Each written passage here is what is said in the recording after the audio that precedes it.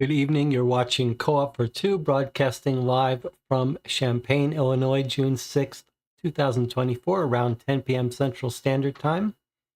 You're joining me today for a playthrough of a new cold case game called Missing in the Caribbean.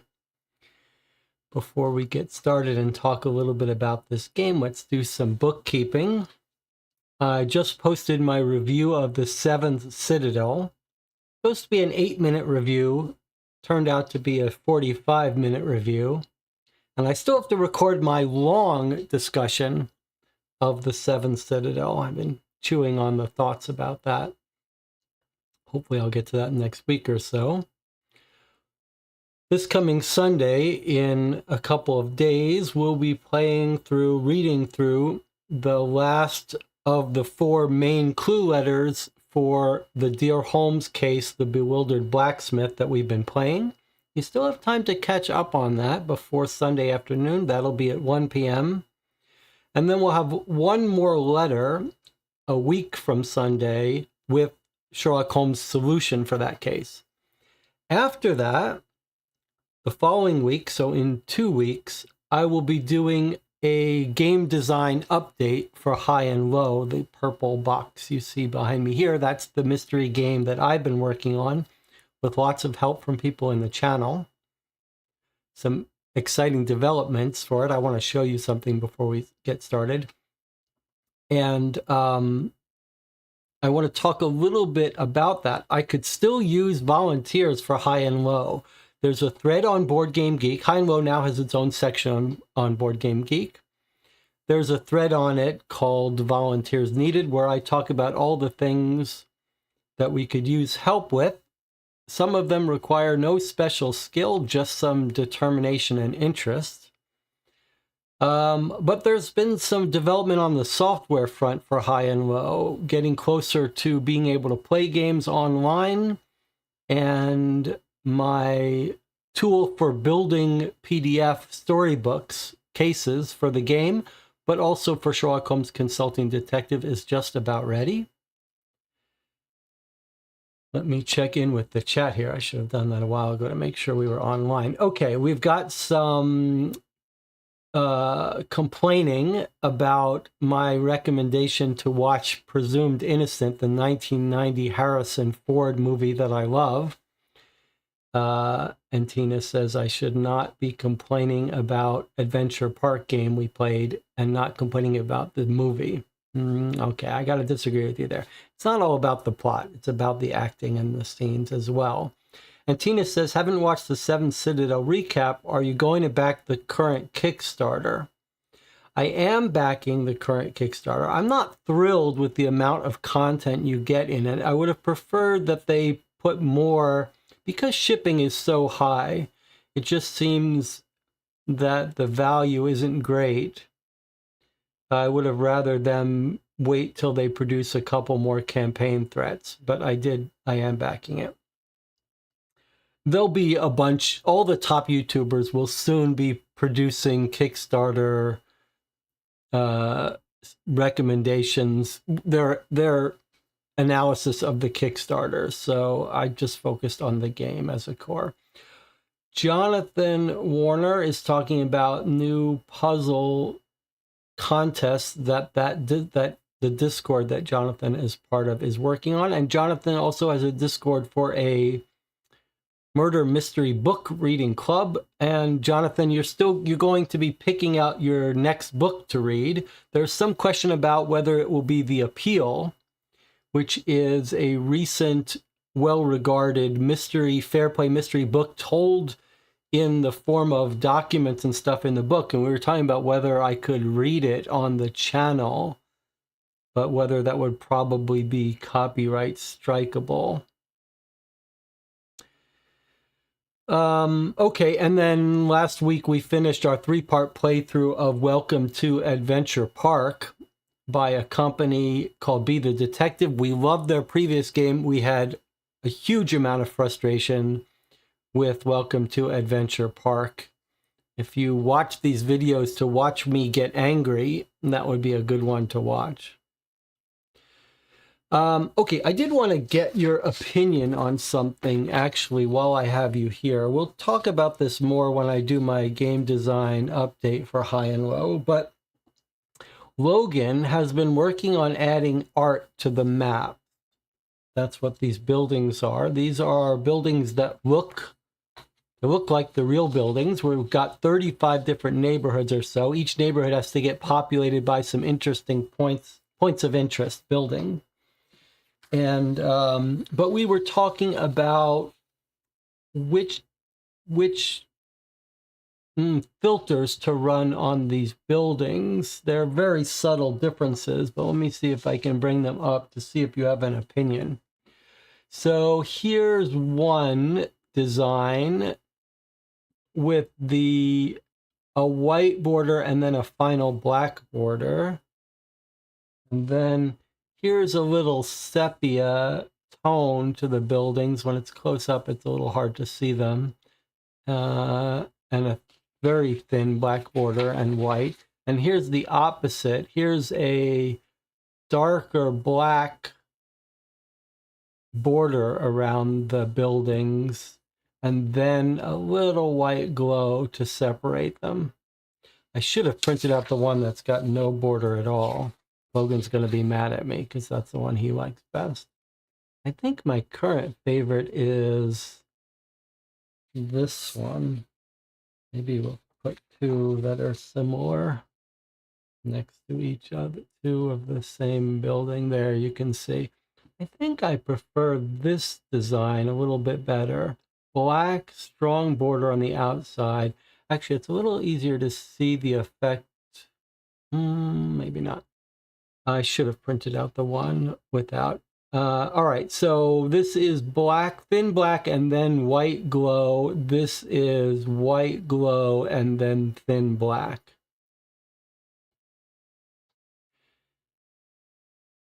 Anyway, we don't have to. I should have printed out the one with no filter, no thing. Well, okay, there'll be a thread on Board Game Geek where we have an official vote. So if you have some opinions now already, if you're willing to volunteer to help pick out points of interest that you think would be good candidates and look for errors, stop by the Board Game Geek section for High and Low and volunteer. Okay, last little bit of reminder is that I will be at Gen Con this year. That's August 1st, so coming up.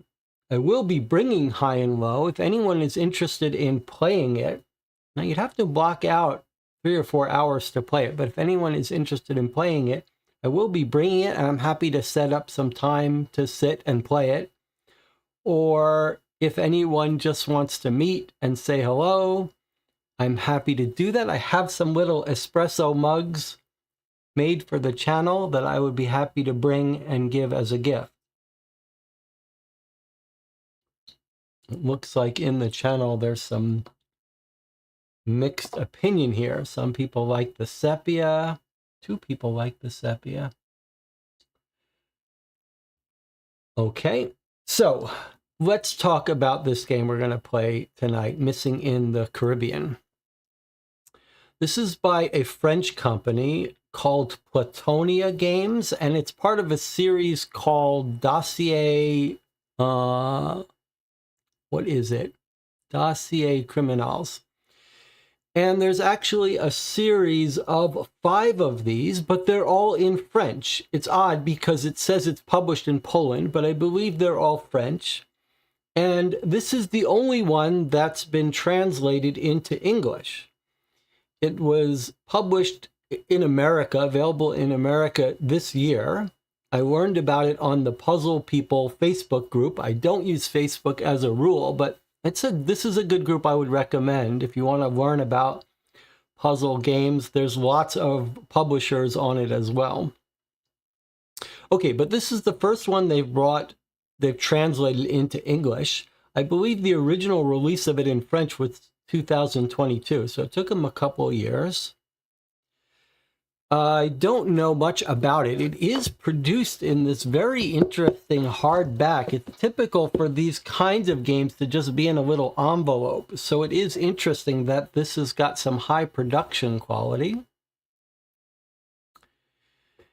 One thing of slight concern here is that it is rated at 3 out of 5 difficulty. Now, normally I do not claim to be an expert in these kinds of games, but when we've got the whole chat working on them, we tend to enjoy the harder ones. And I know some of their other cases are rated at higher level of difficulty, so we'll see. You can currently get this on Amazon for about $32, a little high for this kind of game. Typically, we play these Cryptic Killers games, which are some of the best made, and those are like, you can get those for $20, $25. So there's that. And let me remind you that you can only play these kinds of games once. You can currently get this on Amazon. So if you think you might want to play this with your own group, you could stop watching now or stop watching after we open it up and buy it, play it with your family, and then come back and watch the video afterwards and see how you did compared to us. I should also thank all the Patreons of this channel. I have no relationship with any publisher, and that's the way I like it. So we can give our honest and unbiased opinions about the games we play. If we don't like them, we can say so. Okay, shall we get started? I keep hitting the wrong button here. YouTube says 26 concurrent viewers, 8 likes. We've got some new people joining us today and the regulars. All right, let's open this up and see what it's like. I'm very curious what this book-like thing. It looks like it's almost like a proper little dossier. It's got a little piece of elastic holding it. I like that. Okay, victim John LeBlanc, location Caribbean. It looks like most of the series they do are set in specific areas. Like each case is a specific town. Okay. So it's just a fancy box. I'm not sure why it's a little overproduced. All right, and I also don't know if this uses any internet elements. So let's take a look and read this introduction because this is totally new to us, this series. All right, let's see what we've got. So it says 55 investigations, International Detective Agency par excellence. Agent Capricorn, you have been contacted by Miss LeBlanc following the mysterious disappearance of her son John. He was enjoying a Caribbean cruise on board the Colossus of the Seas. There's been no sign of him for the last 2 days. The ship's captain claims that the man was drunk throughout the voyage and that it is quite common for passengers to fall overboard when they're drunk. Is it really that common? He'll be boarding the ship at its next port of call on May 1st, 2022. Don't mind the pigs, they're normal there. One more thing, according to my information, you won't be the only investigator on board. I'm counting on your complete discretion. Begin by reading Suzanne LeBlanc's letter. Good luck, Agent. Okay, so what have we got here? Contents. Okay. And then it looks like there is a website for additional evidence, including some locked elements and hints in envelopes. Is it only these? There's 4 envelopes. Are there only hints in them, or is there extra information? It says, open the envelopes only when instructed. Each envelope contains items from the cabin of the various people involved. Okay, I like it. If any of the contents are missing, you can contact them. To solve this mystery, log into our website, answer these 4 questions. All right, so we're being told the questions in advance. Who else is investigating on the ship? Who is praying mantis? Why did John LeBlanc disappear? If he was killed, who is John LeBlanc's murderer? Already getting a little spy vibe here. Okay, but this is an interesting structure. So it looks like it's following the format we've seen in a bunch of these games where there's a little bit of internet use. Okay. Now, let's quickly scan through what we have here before we start reading. We've got a little letter. In fact, it told us to start with this, so I will start here. We've got a letter, April 30th, 2022, for the attention of the agents of 55 Investigations. Hello. I don't know who to turn to. My son, John LeBlanc, has now been missing for 2 days. He was on board the Colossus of the Seas on a week-long cruise in the Caribbean. I haven't heard anything from him since Thursday, April 28th. Don't know any more than that. The managers on board the ship told me that he could have fallen overboard when drunk, but I can't bring myself to believe it. I don't know his cabin number, but he told me that it was toward the back of the ship. He mentioned that his room was opposite a vandalized statue where someone had stolen the head. He also told me he had a good view of the sea, but through a screen. I hope that helped. Okay, back of the ship, opposite a statue, and a good view of the sea, but through a screen. All right, let me check in with the chat before we actually continue here. Okay. Does your next of kin get a partial refund if you fall overboard? All right, so let's see what we've got here. We've got already, this is very promising. This is a very highly produced, let me do it this way, a very highly produced color brochure from this company, and it looks genuine. Like it looks what you like, something you might get if you were going on board a cruise. Some people love going on cruises. I have never been on one. All right, pretty nice looking. We're just going to scan through the documents here. We've got some a social media printout. Another social media printout. We've got a little, looks like a mind map to help you keep notes. We're going to try to avoid writing on this, but we see we've got a little timeline thing here. Passengers, crew, and our victim. We'll get that in more detail later. I like it. We've got a very well-produced map of the ship here. That's pretty serious. Looks like cabin plan. Okay. More social media printouts. And then we have some locked envelopes. 4 of them. And it says on each of them that the website will tell us when to do it. Okay, so we have some history with especially cryptic killers where we try to avoid the website until the end because it can give away, at least with cryptic killers, they have got a system where the website seems to give away information. Yeah, I just noticed something. Where's the border on that little thing in the corner? Where is my border? It's a little odd. That's my plugin that should be creating the border.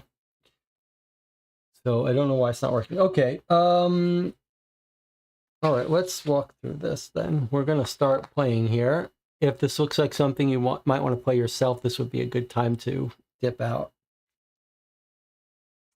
All right, there's their ship, Colossus of the Sea. Winner Best Caribbean Cruise.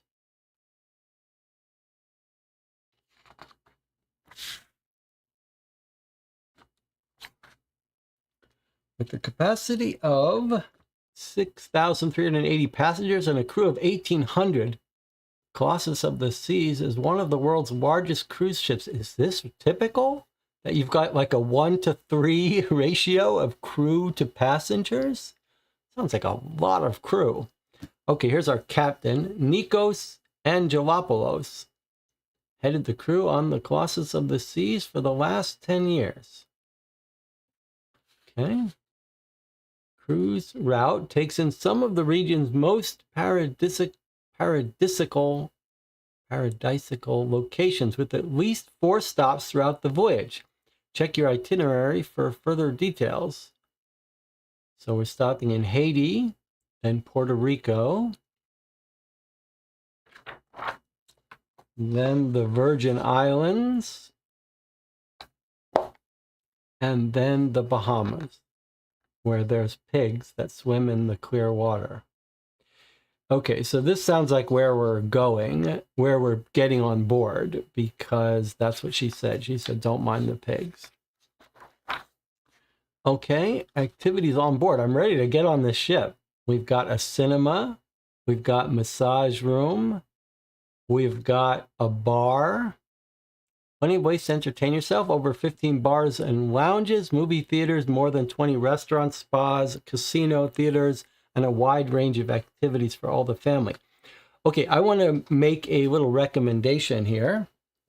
If you are a fan of long videos, and if you're watching this channel, you probably are, I want to recommend the woman who does the long Star Wars videos. She recently did a 4-hour video on the failed Star Wars hotel. This is reminding me of that. What is her name now? I've recommended her before. She's done a couple long series on church theater productions. She did one on the Evan Hansen movie. But they're very high production. They're very good. They're very entertaining. Jenny Nicholson, I'm reminded. So go find her video on the Star Wars hotel. It's quite good. Okay.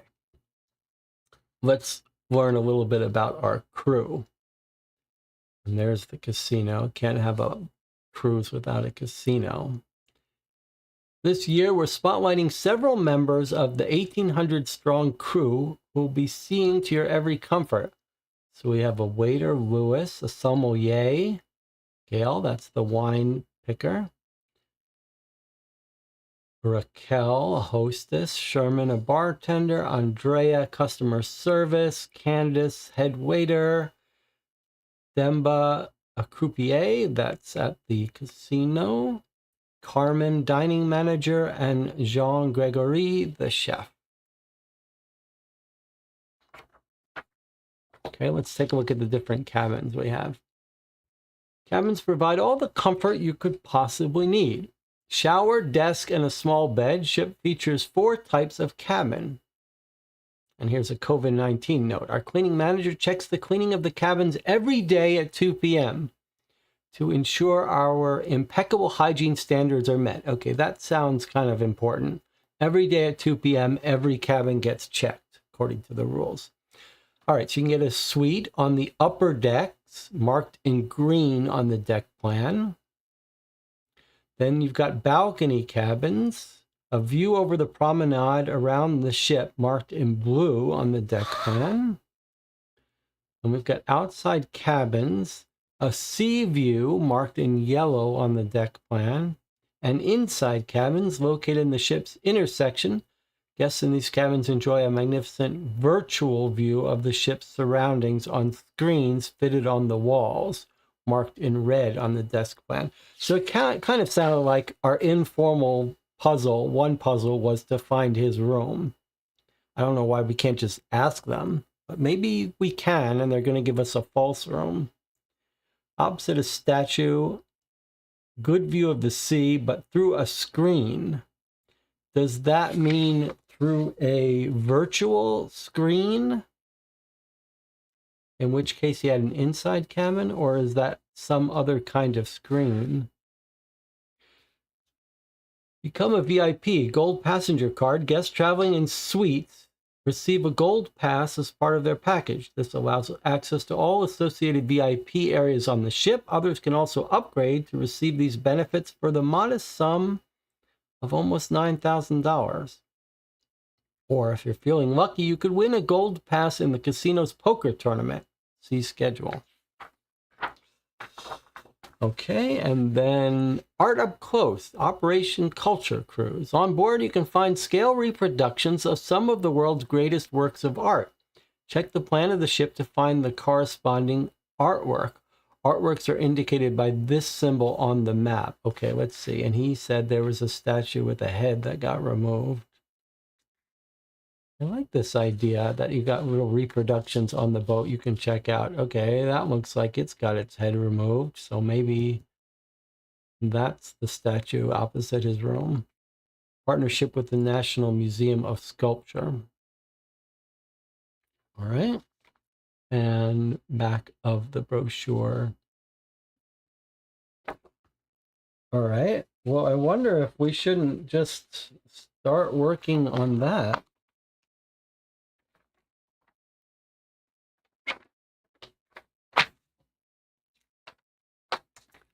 Should we take our early first break here to give people time to leave? If you think you want to play this, we haven't solved anything. This might be a good time to leave. If you think we've moved these videos up to 10 p.m. from normal 11. I don't know if that's good for people or bad for people. But why don't we take our first break here? And if you were just coming in to check out the channel and say hello, you could leave during the break. For the rest of you who are going to join me for this case and try to solve it, I'll see you in 8 minutes.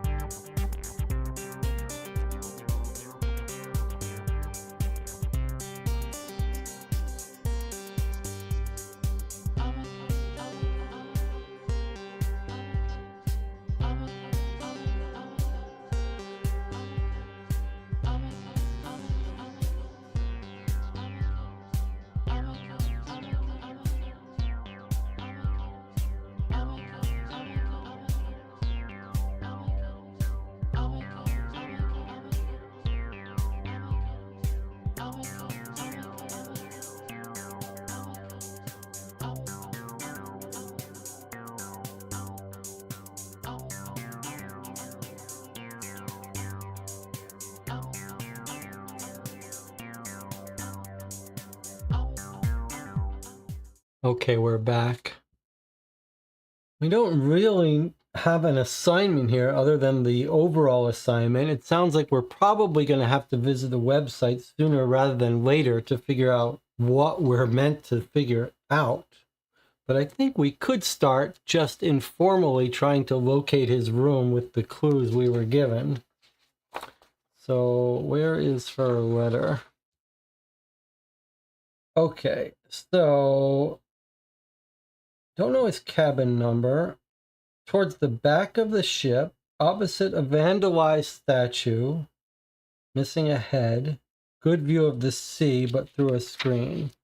Okay, so we've got decks 5, 6, 7, and 8.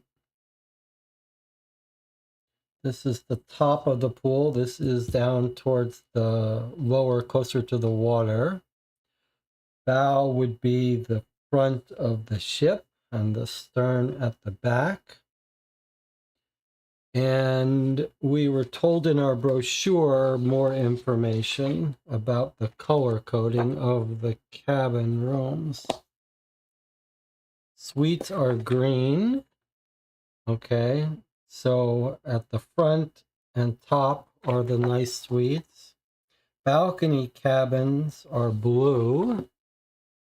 It looks like here's the balcony of the ship. Then we've got the the other sea view, that's here and here. And then the interior cabins are these here. And we've got this complete list of statues, it looks like, reproductions. And there's really only one missing a head. That's the Winged Victory of Samothrace, which I don't know the history of this. If someone knows the history of this sculpture, let me know. Surely it should have had a head, though. I guess you could argue also that it could be any of these others that has actually been, the head has been knocked off of. unplanned, but this is the one that looks like it was supposed to be like this. So if we look at where statue 10 is on our map, it looks like it's right here. If that's true, then he's opposite, he said, opposite a vandalized statue. So that would put him in like one of these 4 rooms, perhaps, maybe even 6 rooms, or one of these 2 rooms. Now, he said he had a view of the sea, but through a screen. That sounded like a screened window, but we're also told that the interior cabins have computer screens that simulate an outside view, which is also what the Star Wars hotel. So, I mean, if you took his comments literally, this is the room that's directly opposite the statue and would have a computer screen. But now, let's just make sure that these blue rooms don't have something about like a screened in thing that would keep people from jumping. Balcony cabins. It would be a balcony cabin. And then here I can see the color coding is again. And then we've got some other coding telling us which are locked areas. So I guess if you had to guess, it would be 7056. But I wonder if... well, let's look at the thing. See, here's what this is my only concern about through the screen. If you look at this plan, I guess these look more like railings that wouldn't come past the window, but you could imagine this transparent railing being thought of as a screen.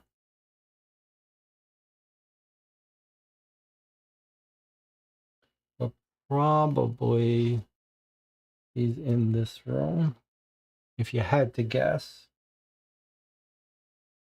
All right, but I mean, we've just tried to figure that out for the fun of it. There's no place for us to put that information, and no one told us to do it. Since we only have a couple more pieces of evidence, I guess we'll go through them before we go online and see if maybe the online thing gives us some more guidance. Okay, so this is meant for us to keep notes. We've got our victim, who we know as John LeBlanc. It looks like we're supposed to try to figure out his cabin number, his date of disappearance. Remember, he was last seen on the April 28th. Location of disappearance, okay. And then we've seen this mechanic before. Some of this information is already filled out for reasons we don't understand. So the game is telling us through these notes, for some reason, that this cabin is of interest to us, that this person's name, Chiara, is of interest to us.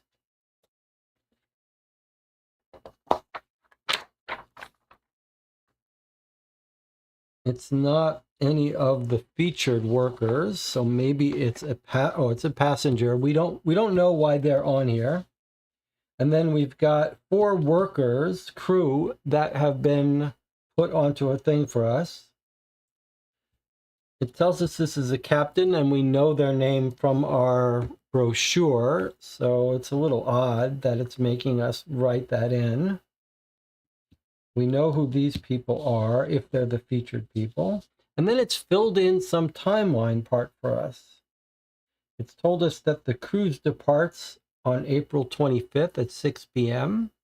It's telling us that he's won the cruise. I guess maybe we're gonna find that on our own, but it's been filled out here and disappeared here, but without an actual date. So I like this document. I just don't know why some of this information is already pre-filled for us. All right, and then there's only 2 more pieces of documentation, so I guess we should look at this. Oh, 3.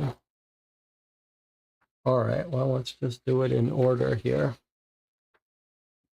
So we've got a single sheet here. What is it? It looks like his Facebook page or his social media page. He's posting. It's his site. He's posting on April 27th. So cruise departed on the 25th. So 2 days later, he's posting. What does he say? On a roll tonight. We're playing the last hand. Go all in.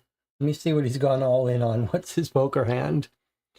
He's got a pair of 9s. All right. Pair of 9s. That's not that good.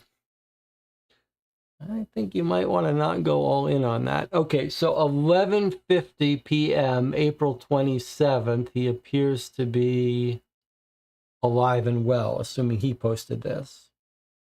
Okay, and this is the last post of the evening, it looks like. So we start down here, April 26th. This is the day after the cruise has departed. He says at 8:32 in the morning, you can't shake old habits. Just a short episode before breakfast. I'm in heaven. Okay. Then they've hit the first beach. We might be able to use our pictures to figure out if that is indeed the first stop in Haiti. Kind of looks like it is, doesn't it? These buildings here look like they might be these buildings here. The water looks similar, so maybe they're doing it in order. Okay, April 27th at 11, he likes it. Okay, now he's on the same day, on the 27th, he's going for a climb.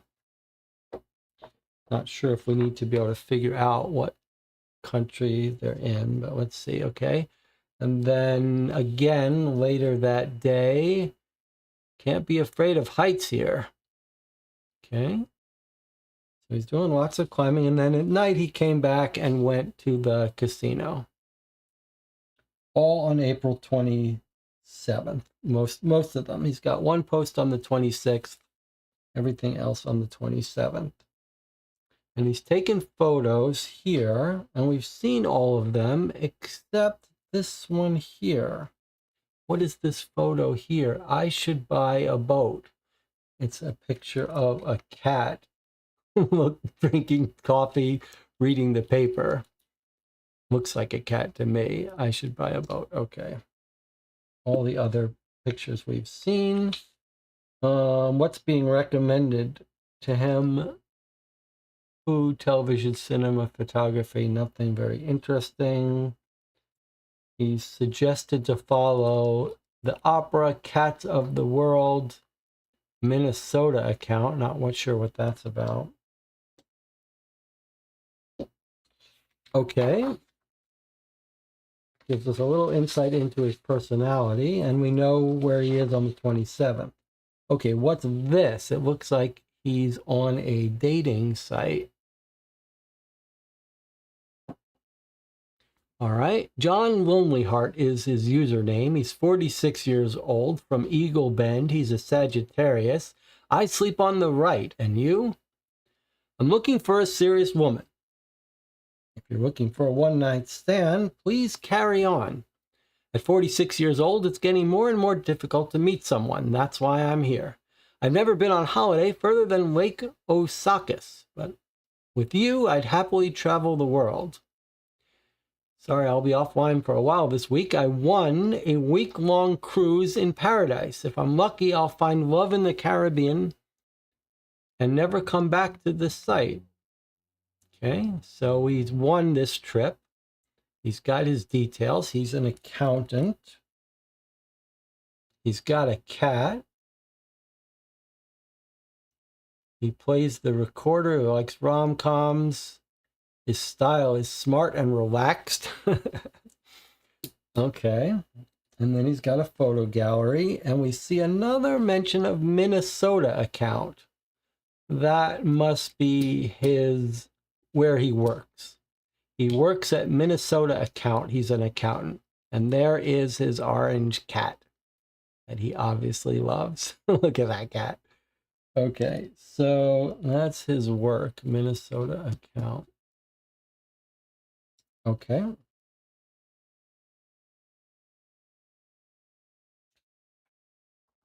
Nothing else of significance there. All right, what have we got here? A double-sided page. These look like text messages. And here, these messages are from the 25th at 4:30. Trip was fine but long. We're next to the ship. They're going to let us on soon. I got to say, Mom, there's hardly any singles here. It's mostly retired people. This is him writing to his mom on the day the ship departs. So he had to travel to the port, and now he's waiting to get on the boat. Says, on the other hand, I met a lovely retired couple on the coach. They met each other on a cruise 50 years ago. The woman says, make an effort, dear. I'm sure you'll meet someone. I met someone, Mom. Here is later at night, 8:50 p.m. I met someone, Mom. Her name is Chiara. She's 30. She comes from Italy. She came here to let off steam after a tough year at work. She's in the cabin next to me.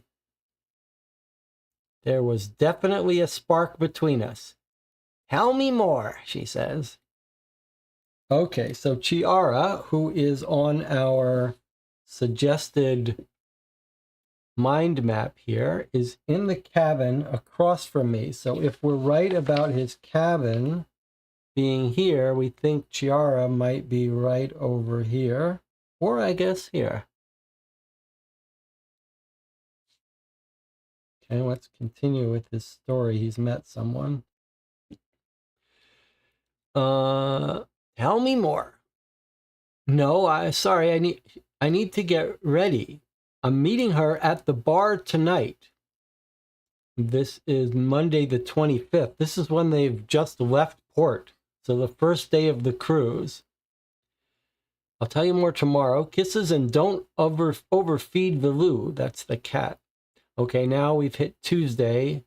It's crazy. Someone slid a strange note under my door. There's something weird going on here.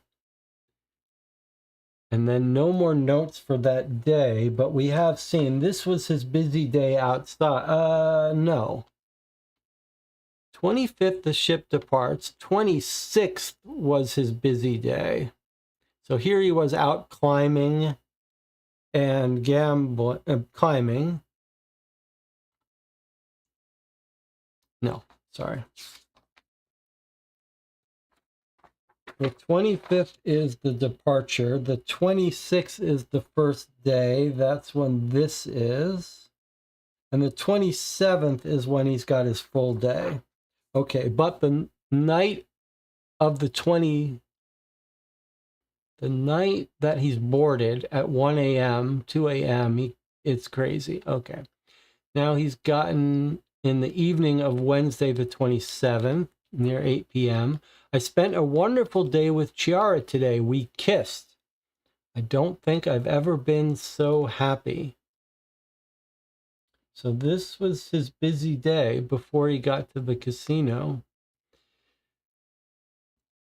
Sorry for taking so long to answer. I've let the whole family know. We've picked a wedding date that everyone can make, so everything is fine. You're moving a bit fast, Mom, but I think she's the one. When did he write that? Okay, around 8:30 p.m. Oh, and here's the mother. Is everything okay, Johnny? Why haven't you messaged me this evening? I suppose you must be very busy with your new friend. Hugs. Okay, that was at 8 p.m. on Thursday the 28th. Here she's waited till 11:30 at night. I know you're busy, but just send me a little message to let me know you're okay. Okay, next morning, 9 a.m. Okay, I'm worried now. I'm going to call the cruise company if you don't answer me soon. Here she is at 2 p.m. I've spoken to the cruise company. They couldn't find you. I'm really worried. Here she is at 45 minutes later. I've contacted a private detective agency. I hope they'll find you alive. Yikes. Okay, so, and that's presumably us that got contacted. So the last we've heard from him, his mother has heard from him, is Wednesday, the 27th at 8:30, 20:30. But we know, if we believe his social media, no reason we shouldn't, that he actually was fine way up until the evening, near midnight, when he was planning on going all in. So that's really the last time anyone has heard from him so far, the 27th. But it's this item that is jumping out at us, and this new woman he's met. All right, so that's all the evidence that we've got in the beginning. And we think we know what cabin he's in. And, whoops. I think we know what cabin he's in and what cabin Chiara might be in, one of these two. But it looks like we have to go online to do the next. Now, let me see what the chat is saying here. Going all in with the hand supports the drunk fell overboard theory. Photo of the cat, if taken on the ship, should give hints on the cabin position. Surely it's not taken on the ship. He left the cat at home. He did not bring the cat on the ship with him. He left the cat at home. The mother's taking care of the cat.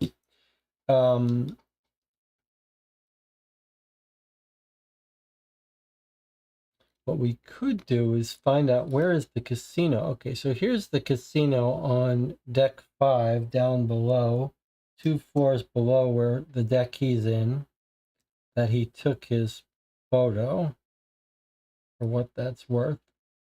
All right, I think we have to go to the website now to get some insight into what the game wants from us. It sounds like maybe we're just trying to identify rooms and then we get to unlock the envelopes of those rooms. But let's confirm that that's actually what the game wants from us. Okay, so I've gone to the website here. We are Agent Capricorn. Okay, learn how to use the 55 Investigations website to carry out your investigation. Okay, sure, let's learn how to do it. Click on an unlock envelope to try opening an envelope at any time. Click on other resources, here it's labeled as evidence, to see all the digital resources available and any that you still need to unlock. Click on help for hints if you get stuck. Click on solve the case when you've got to the bottom of the case and we're told what questions to answer, and there you have it. Okay, I like it. This is pretty impressive so far. All right, so if we think we know what cabin to open, we can click here. I don't know if it's just going to ask us for the number or if it's going to ask some reason, but it does suggest that there might be evidence for us. In fact, we're told here that we've got an Interpolice data report we can look at, and then we've got 2 that are locked. And then 4 unlockable cabins. So let's start by looking at the evidence that we haven't looked at yet. That's sort of online evidence. So I'm going to click on evidence. We've got the dark web and Panda Mail, which we're told are both locked. This may mean we need to figure out what passwords he would use, but the Interpolice report we should be able to read. Okay, let's see what we've got here. Criminal records, passengers on cruise ASB14 run by Caribbean Paradise. Oh, look at this. So we can bring up criminal records for any people. All right. Well, let's look at our mind map. Is there any reason to suspect any of these people from the start? We don't see Chiara there. We've got 4 passengers and 1 hostess.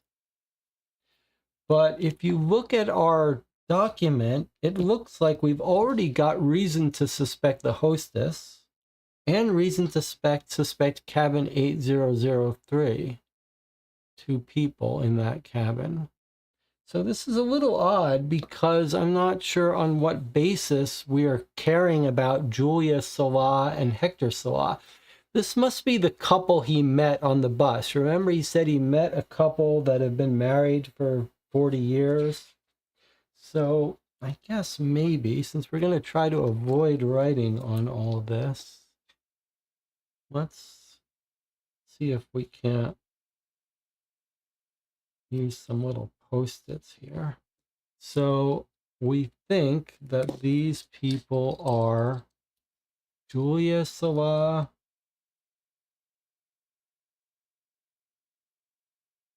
and Hector Salah. Okay, and we're going to assume that we're interested in them just because they're people that our victim met. Then we've got Jordi Sanchez, which is not in our... We have no reason to think we want to investigate him, so maybe we'll put that off. Chiara, we don't know her last name. We don't have a report on her unless she's flying by an alias. And then we have the hostess, which we don't have her name listed here, but here she's listed as Raquel. And is that what we've got here? Yes, there's Raquel. So I suppose we could start filling in this information here.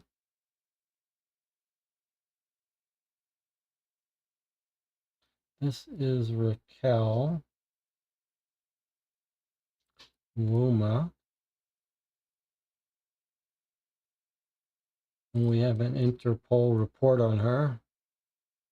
So maybe she's a known, she's got a criminal history. I'll fill in the rest as we need them.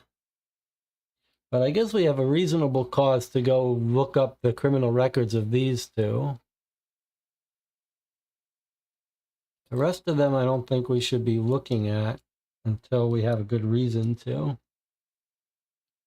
So let's start by looking up these 2 people. Julia. What have we got on Julia? Born 1940, last known residence Nashville. 1976, San Antonio, convicted for drug trafficking between Mexico and the United States. So could she be trying to transport drugs?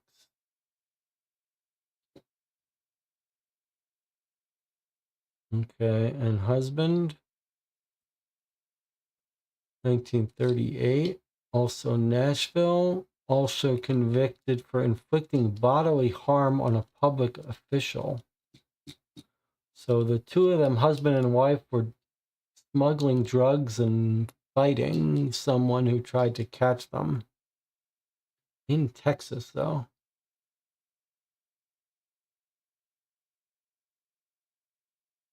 Okay. So they're drug dealing. Maybe they're trying to get him to deal drugs, to hide the drugs. Between Mexico, and this is a trip that goes through Haiti and the Bahamas and Puerto Rico. So not straight to Mexico, but okay. I guess we can look up a little bit about our hostess. Let's see what her report is. Last known residence, Puerto Rico, which we're stopping by. She has been arrested for consumption of cannabis in Puerto Rico. That does not sound like something that should get you arrested in 2014 in Puerto Rico, but okay. Well, that's certainly not a motive. All right, well, so that's that. not going to look up these other people until we have some reason to do so. And they're not in the cabin. They're not in any nearby cabins that we're thinking about. All right, what about, let's see what happens if we say we want to access the dark web. Oh, look at that. Okay, nice. All right, so it wants a password, a 6-digit password made up of letters. Okay, 6-digit password made up of letters. Fine. And then Panda Mail is for accessing his mail. And the login is just an arbitrary password. So he loves his cat. It wouldn't be crazy if he used his cat as his password. He's got a photo of a cat, and we heard about the cat's name. I think just for fun, we're going to try his cat's name here. So he says, where does he say thank you for taking care of the cat?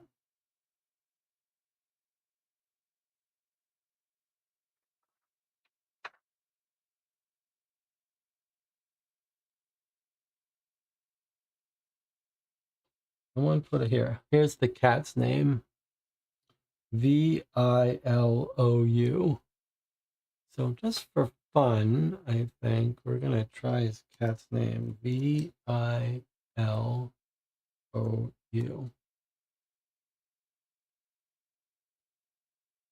No. Okay. Fair enough. Any other clue from his social media about what his password might be? Can't break old habits. Breakfast. And then this was his secret little photo that we haven't seen, which says, I should buy a boat.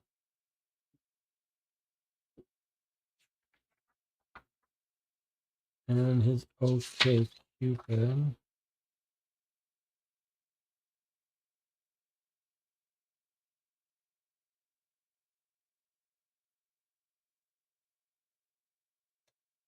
And there are a couple things that we could try, and we can't read anything here, right? No. Okay, well, it's not time for this. It's not time for this. There's nothing wrong with that. All right, so maybe on our little to-do list, let's keep track of things. We've got the dark web, which is 6-letter password.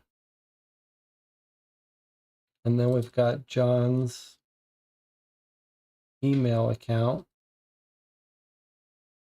which is an arbitrary password or passphrase for all we know.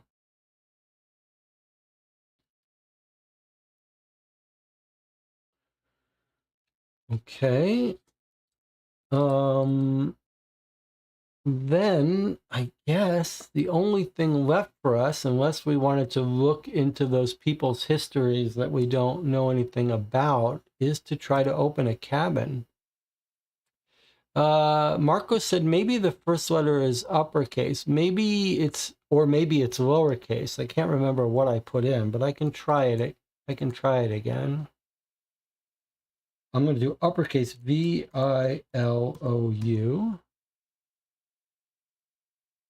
And now I'll try lowercase Vilou. No. I mean, there's lots of things we could try. We could try Vilou the cat. We could try whatever, but we're not going to because we don't have to yet. But let's see if we can open up a cabin, I guess. So what have we got? Cabin A is the only one we can open up. And what does it want? Open the missing person's cabin. So it is explicitly telling us we have to figure out what his cabin is. So I guess it's our missing guy, who's John LeBlanc. Doesn't care about uppercase or lowercase. We've spelled his name correctly. Okay, and the cabin we think he's in, doesn't seem to be any punishment if you're wrong, but I think we think he's in 7056, right? Let's try it. 7056. So now we're going to click open and see what happens. Okay, so that was fairly straightforward. Cabin's unlocked, open envelope A. Okay, that was cute. Remember, this is rated at 3 out of 5 difficulty, but this is a nice little website system. Okay, not very challenging, but cute. We were right about his cabin. I'm going to go ahead and put a little marker here so we remember that's his cabin number, 7056. That means our Chiara is either in 7033 or 7058. And now we can unlock envelope A. Okay, so we've actually gone into his room. Pretty cool.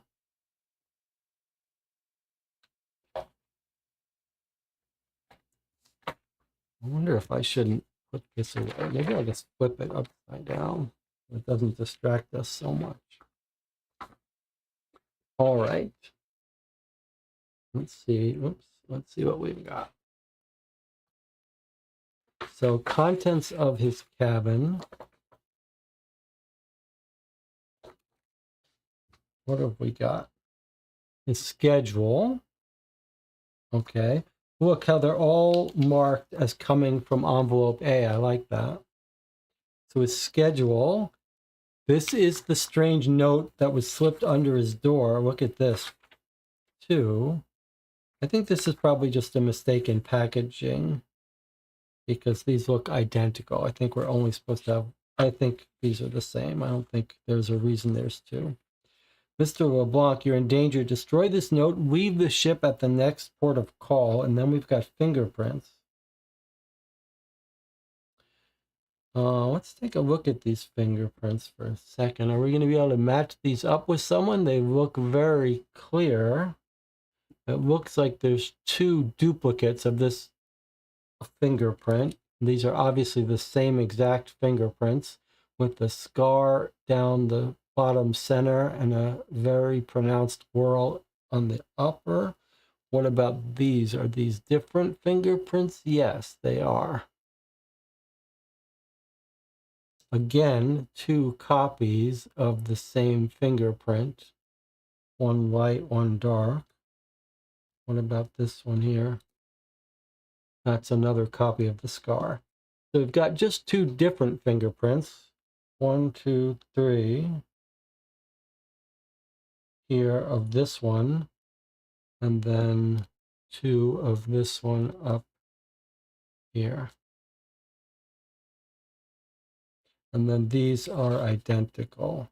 So this is really just 1 note. I don't think there's a reason for us to have 2. I'm just going to put it aside. Okay, and then look at that. So we were basically right that he's using his cat. Here's his reminder that it is the cat as part of the password, as we guessed. It's just he's also added his horoscope sign, which we're told on his dating website is Sagittarius. So it looks like we now know how to get into his account. Okay, it's a little post-it note where he's recorded his password. And then it looks like he's got a ticket to go to the cinema on the boat. What is he going to see? He's going to see, we're not told, but we are told when it was scanned, 8:20 on the 26th. So he's alive and well by the 27th, unless someone is faking his phone. So But is that was this the date he went on with the girl? Let's look at our timeline for a second and see if we can't match if he was with the girl here. So he says he got a note. He's meeting her at the bar on the 26th.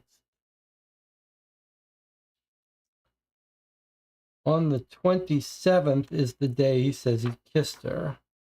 So this is on the 26th. So this is not the day he was with her. 8 p.m. on the 26th. Where is his phone records? So our 26th is the day, sorry, the 26th is the day where he barely ever talks to his mom. It's just missing from us. He talks to her early at 2 a.m. Someone slid a note. After that, we don't see anything more of him. Okay. So we don't know what significance this would be. No writing on it. Scan this ticket on entry. So I guess we think he was here. So if there's some sort of timeline alibi, he seems to have watched this movie. All right, let's take a look before we get into the email. Let's take a look at his schedule.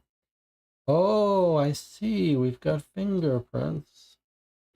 All right. Well, there's our fingerprints here.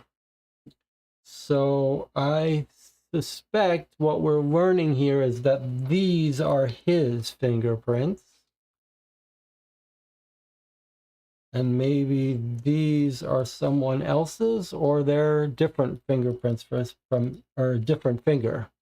Could be his right hand and his left hand, perhaps.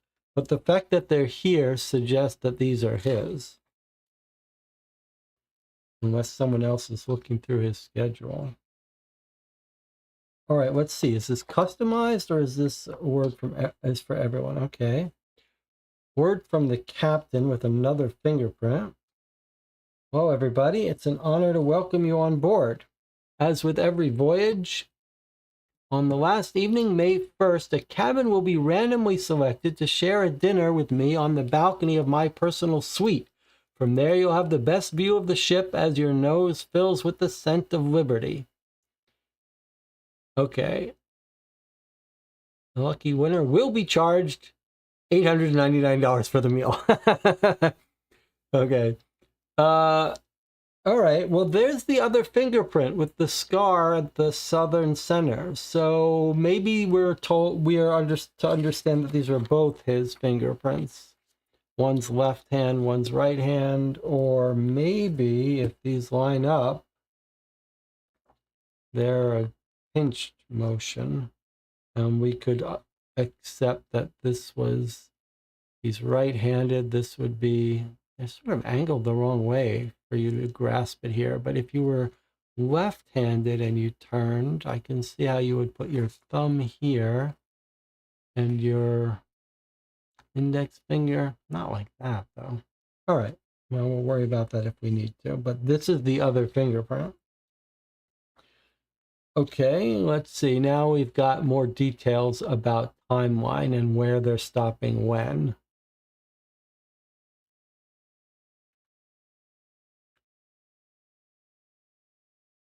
Well, they end up in Miami. There's a very plausible drug smuggling route into Miami. And here we go with the trip. So where are they departing from? Depart Miami, return Miami. Okay, so start of their trip is in Miami. They go around Cuba. They stop in Haiti, then Puerto Rico, then Charlotte, then to the Bahamas, and then home.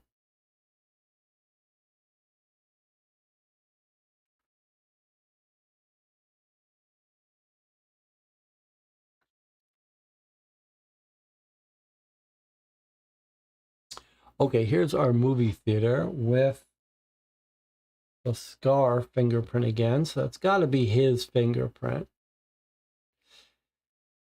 All right, let's see. Guests can visit the comfortable and welcoming George Méliès Cinema in the evenings on the 6th deck of the Colossus of the Seas.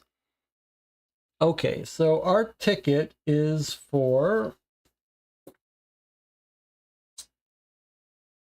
7:56 p.m. on the 26th.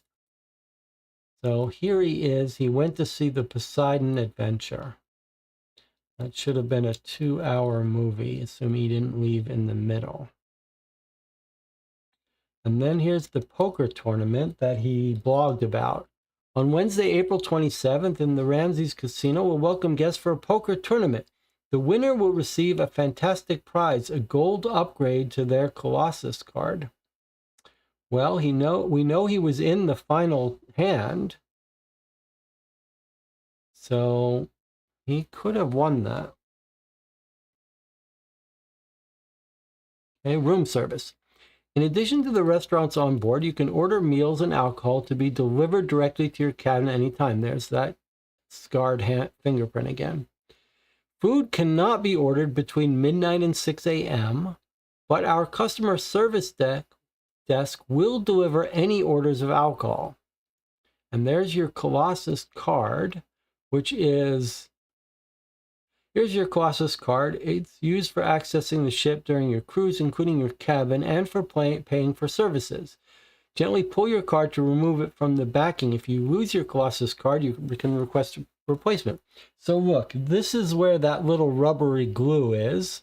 This is like if you got a credit card. So the card would have been on top of this piece of paper, and you peel it off. So we don't have access to the card. Someone has the card, or it's missing. But we do have his information. It looks like this is the date of the cruise, 425 to 52. He's a member of the classic group. There's his cabin number. And then we've got that scarred fingerprint everywhere. What have we got here? Paradise, Mi Amor, after 11 p.m.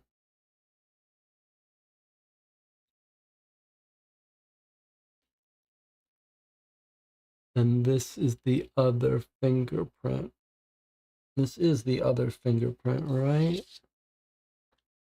Does it match?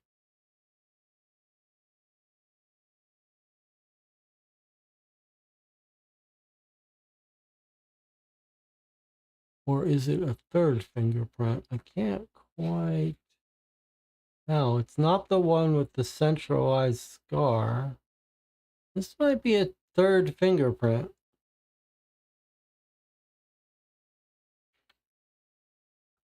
I guess this one's a little better to match it up. This is a third fingerprint. All right, let's just make a note for fingerprints.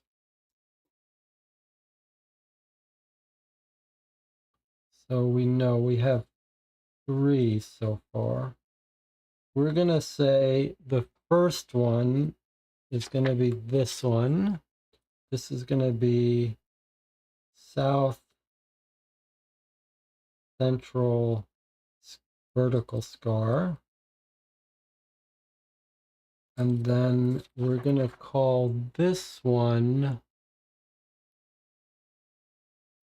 This one seems to always be taken with a little bit of extra up here. We're going to call this the crown fingerprint, but also, what would you call this? This is kind of, we'll just call this North Central splotch. It's some kind of whorl that seems to get smudged. And then we've got our third one. What do we want to call this one? Let's just call this the rose. Scar rose. I'll call this the west east scar rose, and I'll make a note this is on the back of schedule, since we've only seen one of them. Okay, and then is this a note from the girl, Chiara? It's got little drips of the pen. Do we have any handwriting for him? Well, we do have handwriting samples. Let's write these. Let's make a note of these. So for our handwriting. Now, do we need to do any of this, or is this case going to be so easy that this doesn't matter? That's not really relevant for us. When we play these games, we try to do them by the book and treat them as if they're going to be hard. So we've got handwriting on the warning note. We don't know who. And then look, we do have his handwriting. So we have John's handwriting, which this is on his password reminder. Very distinctive handwriting. Kind of slanted, as if it was written quickly. Looks completely different from this. Now, what about this one? This definitely doesn't look like his to me. His is much sharper. This is more rounded. But does it match this? Does it match this?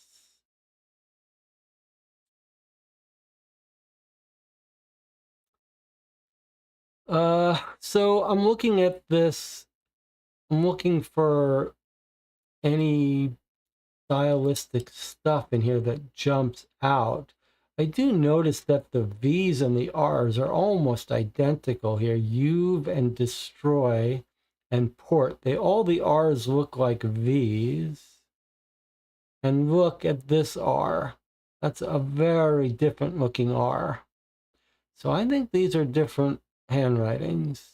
These R's are very distinctively R's. Very reliably distinctive. And here these R's are very V-like. His R's are very distinctive too. Could this be his? Not really. Look at this P, look at this P. So I think we've got 3 different handwritings here. Channel is also chiming in on other ways that the handwriting is different. Mi amor is Spanish, not Italian. Is that true? Or is it just one of those elaborate, one of those phrases that you could use in both? A is different, T is different. Okay, fair enough. So we've got 3 different handwritings. I'm going to write this one in back of schedule. And we don't know what day this is, but it's 11 p.m. on some night.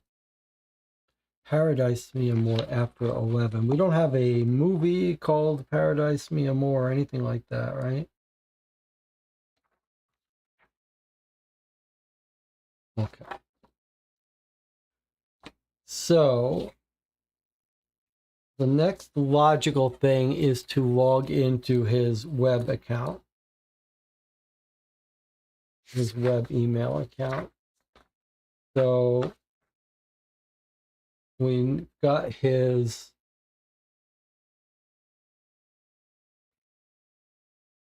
where's our password information? Okay. So his email account is his cat's name, which is VILOU.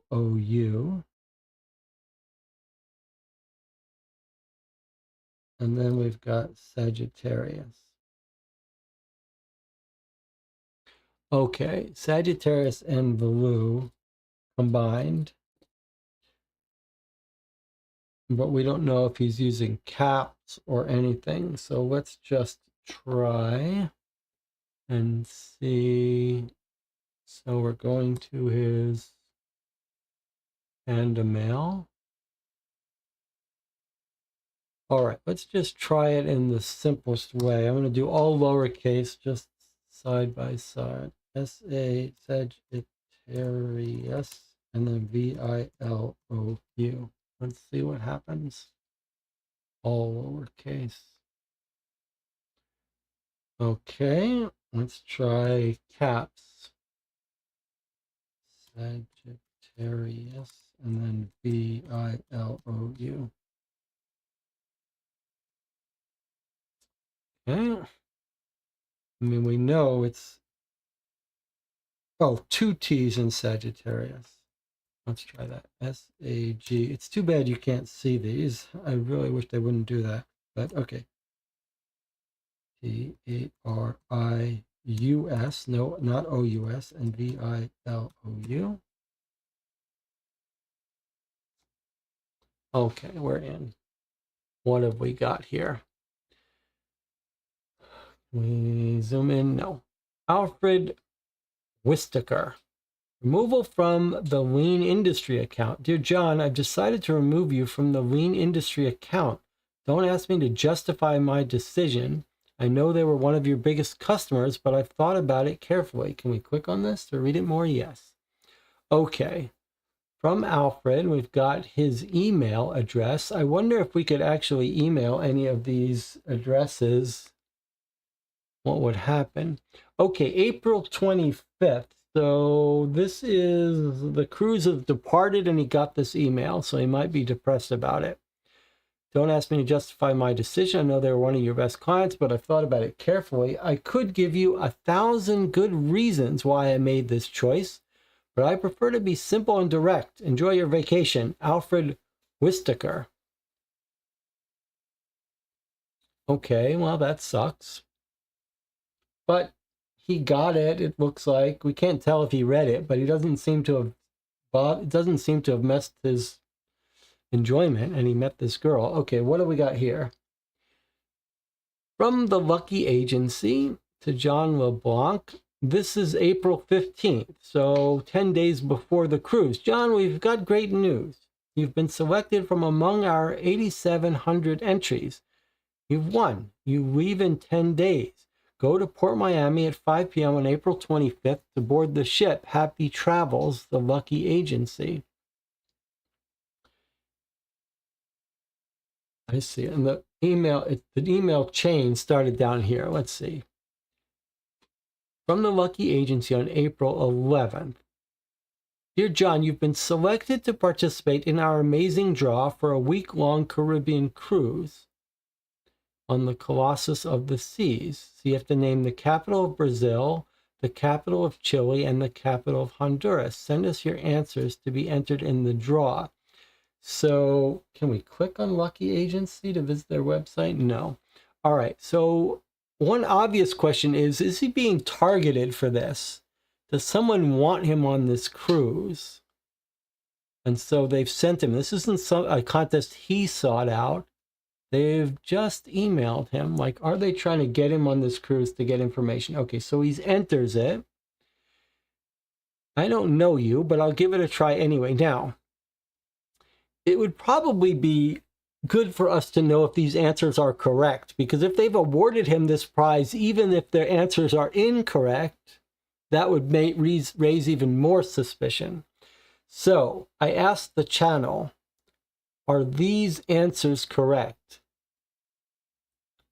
Is the capital of Brazil Rio de Janeiro? I think it might be, but what about the rest of them?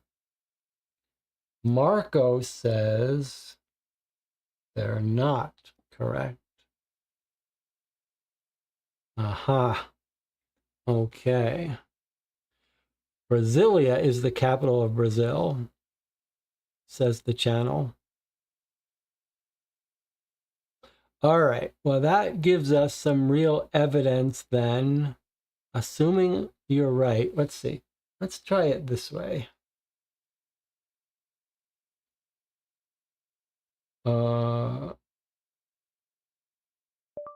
What is the capital of Brazil? Brasilia. According to Wikipedia, Brasilia is the federal capital of Brazil and seat of government of the Federal District. But what about this? Why does Brazil have two capitals? In 1960, Brazil moved their capital city from Rio de Janeiro to Brasilia.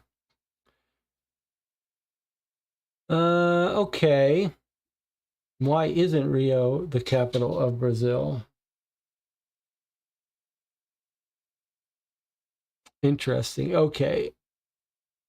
Well, it sure seems like these are wrong answers. They're all incorrect, says Marco. Capital of Chile is Santiago. Let's see. What's the capital of Chile?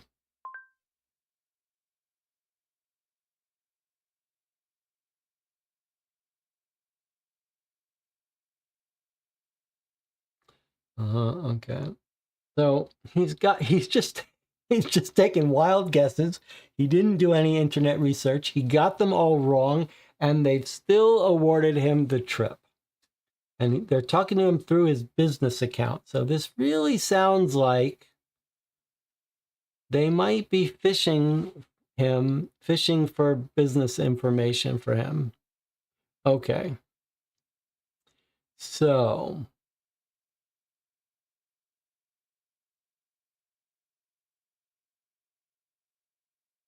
I'm not good at geography. I'll cross my fingers and hope for good news. John, we've got great news. You've been selected. From 8,700 people, you won. Okay. Lucky agency is very suspicious. All right, we're going to look at this last email and then we'll take a break. Irregularity on your account. Your customer. This is the lean industry. This is the one he got removed from. I think you made a mistake. I've received a payment of $100,000 from you into my personal account. This is John LeBlanc writing to Lean Industry. I stopped the transfer. You should be more careful. Not everyone is as honest as me. You've clearly got some money management problems in your organization. Anyway, did you find a solution to the problem I mentioned? Oh, I should have read at the bottom first. All right, let's read it at the bottom. So John is writing to Lean Industry. He says, Dear customer, I noticed some significant irregularities in your company's 2021 accounts. There are many entries compared to the number of invoices you provided. Normally this wouldn't worry me too much.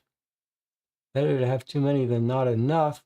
But here we're talking about a difference of over $3 million. That's a lot. Can you find the missing invoices and send them over? Okay, so he's the accountant of Lean Industry, and he says he's found some irregularities. Now, I want to see something. This is April 9th. Where's his lucky letter? Okay, so look, 2 days later, at 3 a.m., he gets the mail trying to get him to enter the contest. So the timeline here is interesting. He sends them, he says $3 million irregularity. 2 days later, he gets someone wanting him to win a contest. Okay, let's see. They reply back the same day. They say, thank you for your vigilance. We're considering our options, but we think it should be easy to solve. Give us 24 hours. Okay. Then the next day, he says, you just sent me $100,000. Now, did you find a reply to the problem? Are they trying to bribe him off? Is that what's happened? Is that a $100,000 bribe? Or maybe implicate him somehow? But that sounds like maybe you're trying to bribe him. And then when that doesn't work, then they offer him a trip on a cruise to kill him off. Very interesting. Now, and then the boss, they must complain about him to the boss who fires him. All right. Well, Jonathan says, sounds like they're trying to bribe him. He did not take the bribe, so his boss fired him for not taking the bribe. I don't know if I would do that last part about boss fired him for not taking the bribe. Seems more likely that the client lied to the boss about something, or the client bribed the boss and said, here's 100,000, get rid of this worker. But they didn't fire the worker, they just took him off the account. All right, well, we're going to take another break here. I'll see you in 8 minutes.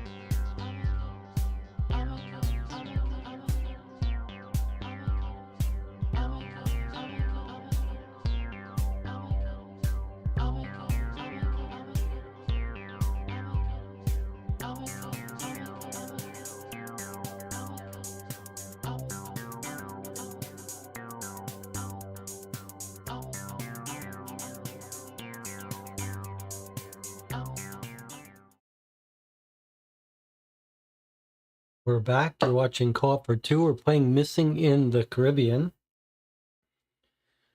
So if we remember our questions that we're being asked to solve here, who else is investigating on the ship? Who's praying mantis? We haven't heard anything about that yet. Why did he disappear? Who is his murderer? So we think we've got the beginnings of a theory here about why someone would want to kill him. And they've brought him on this ship, and then they've got an assassin who's going to kill him. That's probably praying mantis. Those praying mantises are like assassins. Now, if you had to guess as to the basics of who else is investigating on the ship, you'd probably have to guess that this woman who's matched up with him is probably the killer. And then you'd probably guess that the other investigator on the ship is either an investigator who's tracking the assassin for their own independent surveillance, or maybe a investigator who's investigating this lien company, or could also be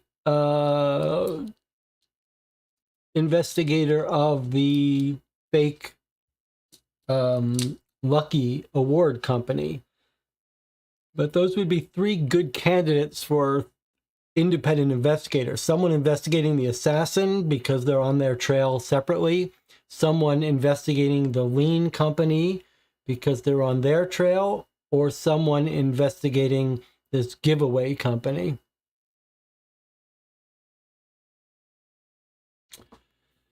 Praying mantis seems like a good name for a female assassin. Yes, I think we're all in agreement.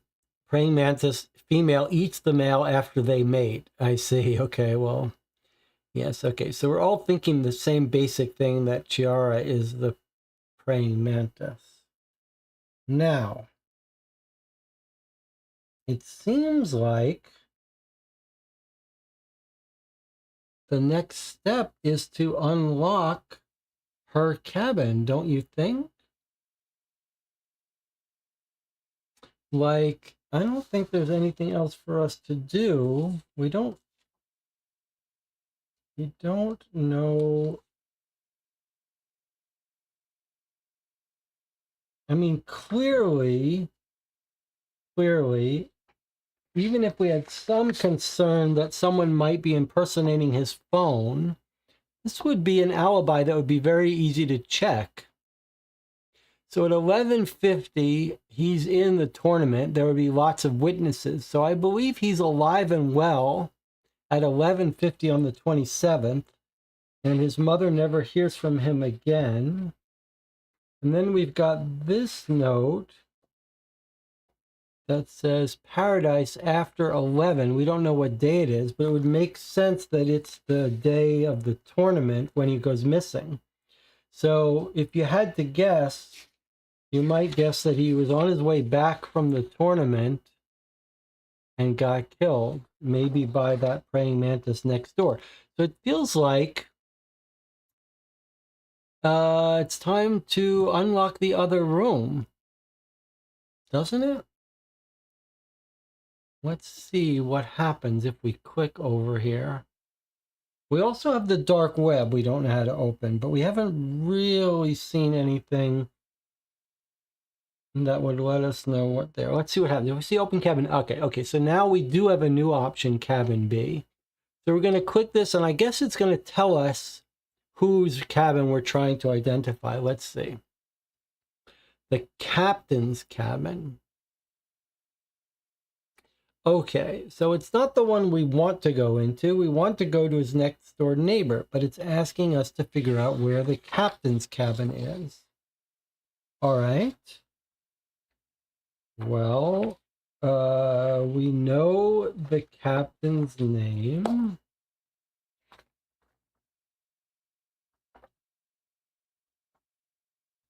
And we're told about his contest.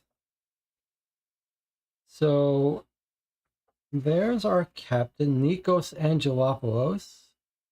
And you would think it actually would be on the map here. but we know it's, let's see if it's going to make us do this again. No, that's nice. Where did we see, where was the note from the captain? Was it in the emails? Or was it, no, it was in the schedule.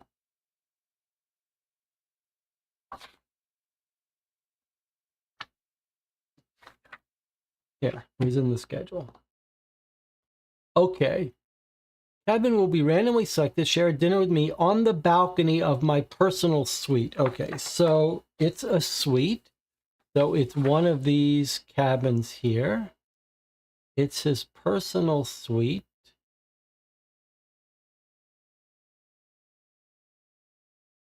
It looks like you need a VIP zone to head up to the balcony. So that makes me think it's there. From there, you'll have the best view of the ship as your nose fills with the scent of liberty. So we've got 9, 11, and 13 as the statues. Now look. Statue of Liberty. That's here at 11. And this looks like it's the biggest suite. So if I had to guess, I'd guess he's in the very top floor of the boat at the top deck. And you need VIP access to get into up here to this area here. All right, that's the stairs you're going down. So it's locked off. You can't normally get up there. When you get up here, here it is. And here's the biggest suite overlooking the Statue of Liberty, which matches him saying that the best view of the ship as your nose fills with the scent of Liberty Star. Okay, so I think he's right here, the captain. What do you think? 8014 is my guess.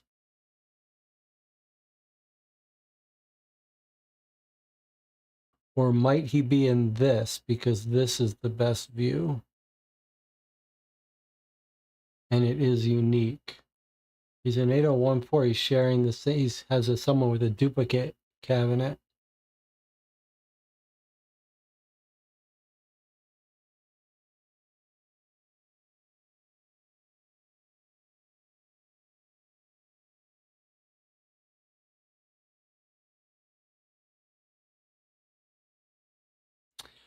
Maybe it's 8013. What's statue 12? Or maybe they're both Liberty statues. 12 is Michelangelo. No. Okay, well, it's either 8013 or 8014, but now that I think about it, it's got to be 8013. Okay, I don't know what anyone else is talking about, but it's got to be 8013.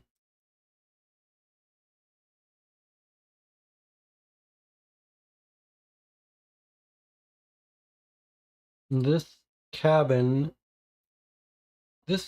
looks out and looks in. So, and it's a suite. So it's clearly here. Okay. I'm going to go ahead and do it. No one's making any objection. Cabin B, captain's cabin. Okay. So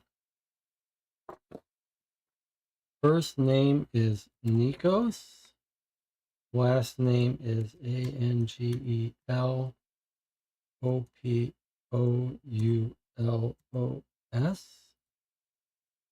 And I claim that the cabin is 8013. So here's your last chance to object if you think it's something different. No one is saying anything. So here we go. I'm going to try to open it up. No. Okay.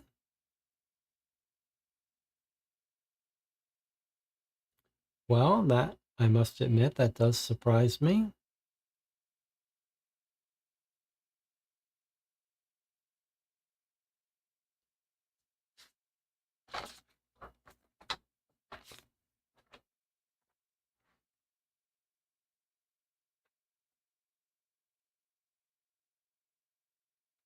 Does that mean it was the first one that I thought of? The one directly facing it?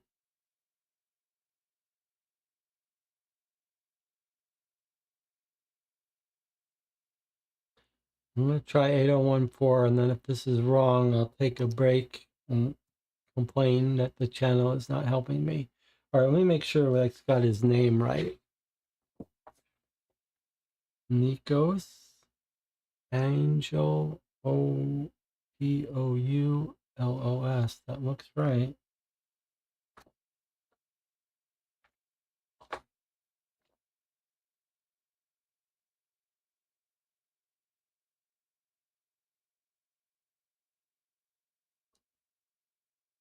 Okay, let's try this. All right, so that was it. So it was my first guess, the one directly opposite the Statue of Liberty. Though I do think this makes more sense to be his cabin, but probably maybe he's got these whole set of rooms.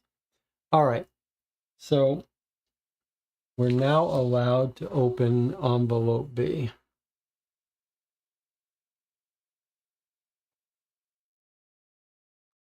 Captain's cabin. We're going right in the captain's cabin?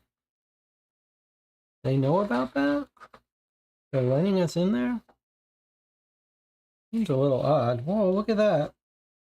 We got a whole bunch of playing cards with fingerprints. Not quite playing card stock, but it is interesting. So he seems like, where's our social media post? Let's look at his hand. His hand was the King of Hearts, 8 of Clubs, Queen of Hearts, 9 of Spades, 9 of Hearts. So these are not his hand. And in fact, it's 6 cards. It's too many cards to be anyone's hand. So I'm not sure what these are. They're all from same deck. They don't look marked in any obvious way to me. Okay. Here's a little drink coaster from the casino. And some dark spill on it. Meet me in 10 minutes at the north of the top deck for your prize. And is this wine or blood? Looks like wine. For your prize. On Wednesday, April 27th, there's a poker tournament. The winner will receive a fantastic prize, a gold upgrade to their Colossus card.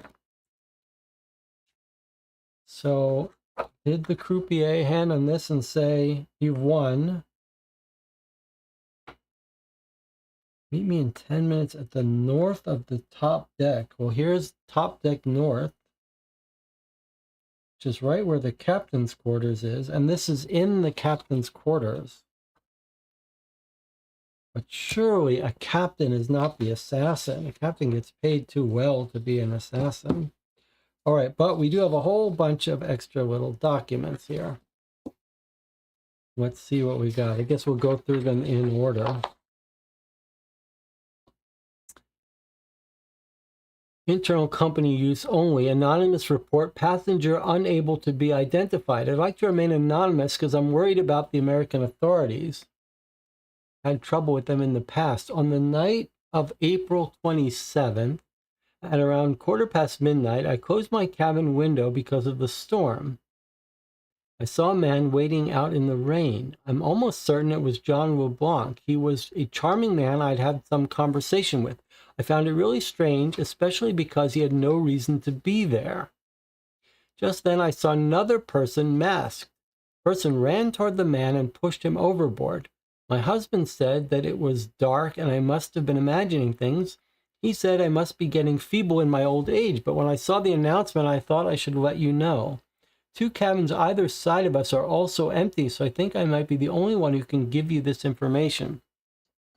Okay, this sounds like it's the woman from the couple. They did have trouble with American authorities in their past. They are married, they are elderly. And she says, midnight on the 27th. That does sound like our time of his disappearance. So this seems highly believable. And John LeBlanc waiting to meet his person. Paradise Mi Amor. Is that telling us about a location? Okay, where do we think their cabins are? What have we written down? 8003.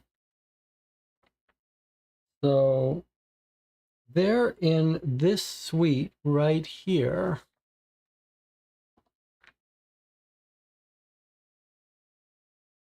So she's saying that 8001 and 5 are unoccupied, 1 and 5. They're in this one. She saw someone push him off.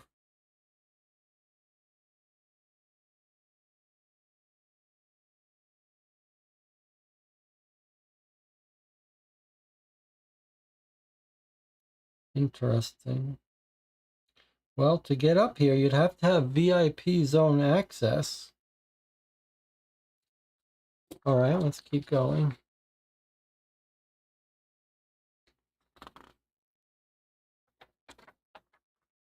Should we fill in the captain's room number on our evidence sheet? I guess we should.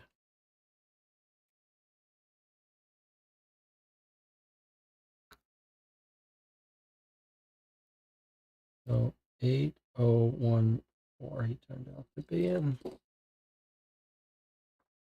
Okay, let's see what we've got here. Statement from Priyanka Kapoor, passenger witnessed his drunkenness.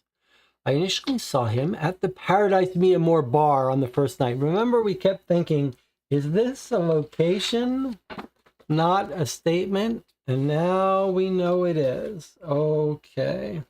So our first letter gives us a likely time of being pushed off. midnight. So 12:15 midnight, pushed off in front of 8003. And then the next note tells us about the Paradise Mi Amor bar on the first night. He was with a stunning young woman in an evening dress, a beautiful Italian woman. They flirted and danced through the evening. They also drank constantly. Despite that, they seemed like they were on cloud 9. The only thing out of place was the man who kept staring at them. Maybe he was a security guard, but he wasn't wearing a uniform. Or perhaps he was one of the young woman's suitors who didn't take kindly to John's presumptiveness. I don't know. The bar started to empty around them as the night went on. A young woman who seemed to be the customer service manager, according to her badge, asked them if everything was all right. John thanked her and confirmed that they were enjoying themselves very much. Then I saw him try to kiss the Italian woman. She avoided his kiss, said good night, and left. After that, I saw the man who had been watching them sit next to John and suddenly grab his cabin pass to look at it for a second. John became angry and snatched it back before leaving. So it sounds like maybe this man is the other investigator. I saw him again the next day at the Poseidon pool. He was wearing these fantastic brand new swimming trunks. I think he was there to find his lady from the night before, but when he got to the edge of the pool, he noticed she wasn't alone. A handsome Brazilian man, Gael El Toro, 35 years old, was deep in conversation with her. I know his name because he tried to hit on me too. Anyway, he seemed quite confident and engaging. The young woman didn't seem to be falling for his charms, which seemed to make him even more determined.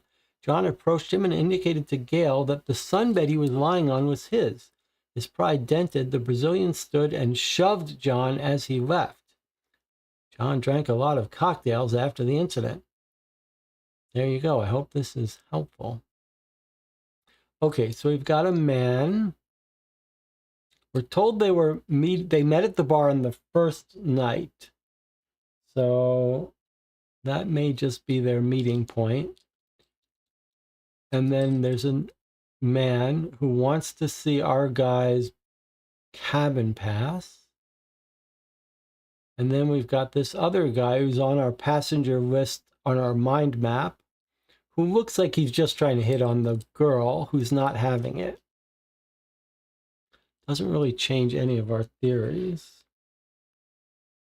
Okay, continuing on. More captain report. Are there any statues with the name Paradise? Well, I'm not sure about statues, but that's the name of the full bar, Paradise Mi Amor. So here it is. If we're curious what it's around.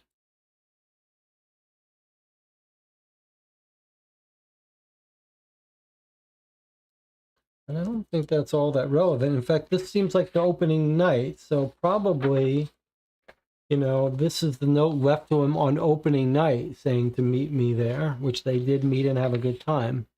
All right, here's another report. Statement from Demba Diarra, the last crew member to see John LeBlanc.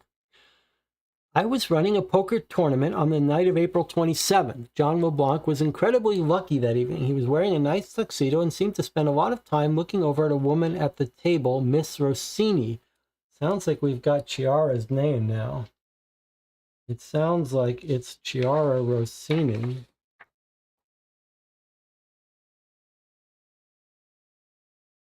Remember, we're told she was Italian. One S or twos? One S.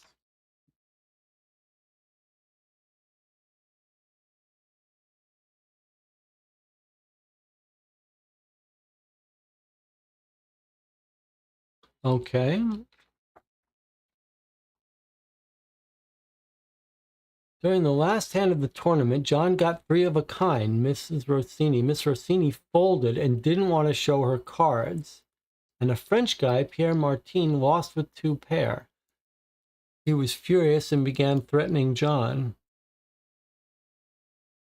During the altercation, the young woman stood and slid a drink mat underneath John's hand before leaving the casino. I asked Mr. Martin to leave following the incident. John, on the other hand, couldn't stop smiling. He calmly finished his glass of champagne, said goodbye, and left the table. It must have been around midnight. I kept the cards from the last hand. I can give them to you if it would be helpful. After that, I was busy with the blackjack table until 4 a.m. So she kept the cards from the last hand. But what does that mean, she kept the cards from the last hand? The poker tournament doesn't say whether they're playing Texas Hold'em. Doesn't say whose cards these are. We know they're not his winning cards. Are these the cards that went face up? But why are there 6 of them? There should be only 5. I'm not...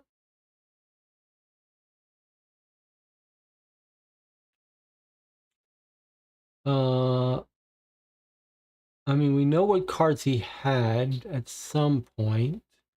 Are we both to believe that Miss Rossini folded the best hand? Didn't want to show because she wanted him to win? I don't know.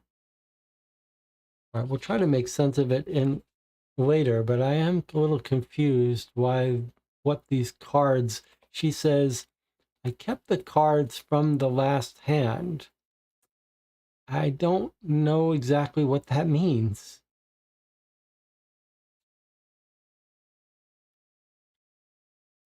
In No Limit Hold'em or whatever, you've got 5 common cards. So if there were 5, I would just guess they would be 5 common cards on the table. And you make your best hand with what's on the table.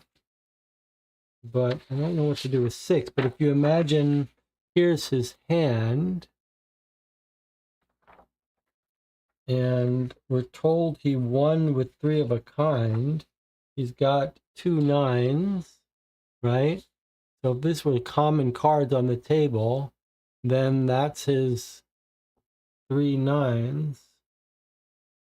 But he's also got a king and a queen, so I'm a little confused what this represents. And I guess that doesn't make sense. This is, maybe it's poker where you can give your cards up and get new cards. I don't know.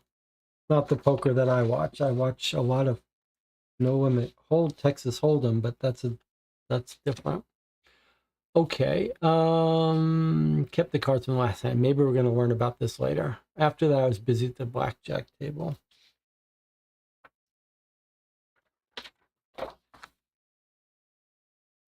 Suspension. Oh, this is a suspension to one of the workers. We've been notified by one of your colleagues and by a guest that you have stolen several items. You've stolen items several times during this cruise and during previous cruises. We take this claim very seriously, and so we'll be suspending you with immediate effect while we carry out an internal investigation. At 11 p.m. tonight, we will be near the coast and in place for tomorrow's port of call, which is less than 20 kilometers from your home. I don't want a thief on my ship. A speedboat will take you to the dock when the time comes. Copy of the suspension letter to be sent to HR, and then we've got some fingerprints here. These look like new fingerprints. Are these the captain's fingerprints? Okay. They're all the same. They're just different versions. So I'm going to put captain's fingerprints.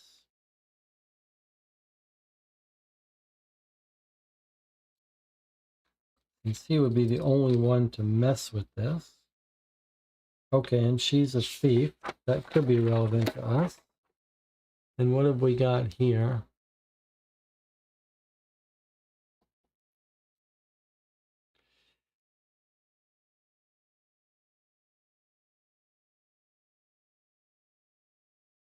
Rate your trip. Caribbean Paradise Colossus of the Seas. So let's see. Unhappy customer. I'm furious. The VIP zones on the ship are supposed to be exclusive, but despite this, all the members of the crew seem to have access and go there to relax. Okay, so this is telling us that all of the crew could have gotten up there. And here's John LeBlanc complaining. Made a complaint at the customer service desk. I'm sure someone went into my room. It's a disgrace. Fortunately, the only value I have on board is my computer. And I had that with me. I was told it was for a room check, but if that's the case, they had no reason to open my cupboards. So someone was in his room looking for something. And he's written that on April 26th at night. Okay, Jack V says, once again, no one at the customer service desk. This ship is a joke, really. He says, this is April 27th. Sorry, I had to step away for 5 minutes to sort out a problem at Cuba Libre. Come back when you like, I'm still there. He says, still there, huh? This ship is a joke, I tell you, a joke. Okay, and someone in 7082. Free champagne left in front of my door when I woke up, and it was Dom Perignon, too. You really take care of us here. You're the best. 7082 has got champagne. Is that of any relevance to us? Where's 7082?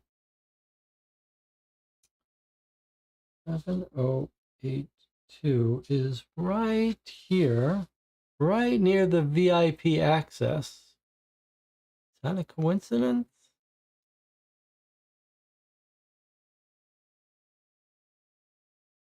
Maybe it's a staff trying to kill our guy. Leaves the champagne in front of the door as their excuse of why they're there, and then runs up and pushes him off.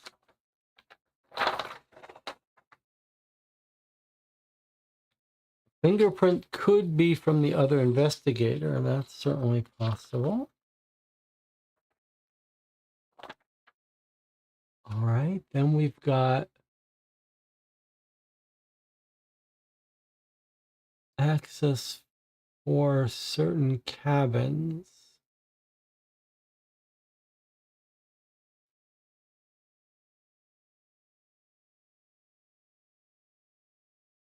So our guy is in 7056. So here's our access to his cabin.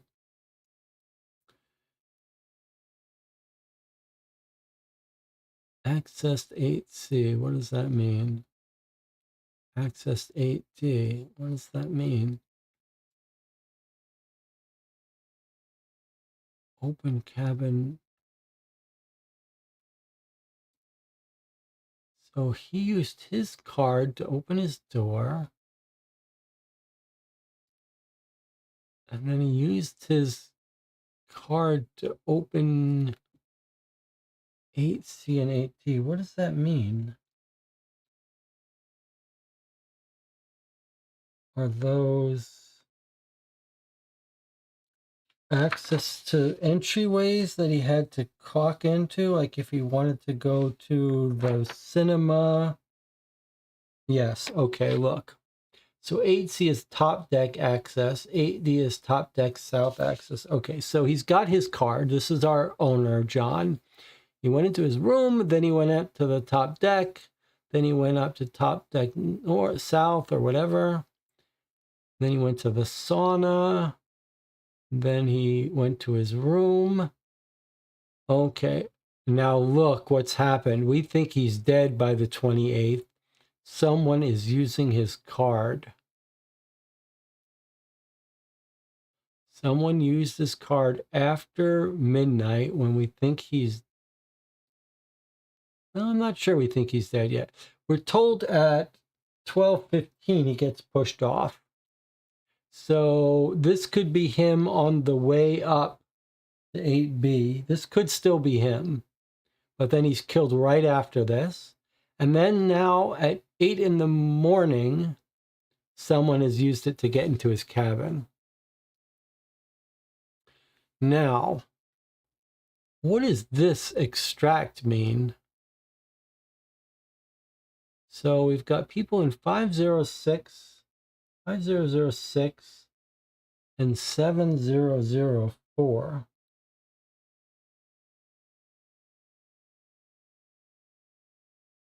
I'm not sure we know what those cabins are. But what do you think extract means?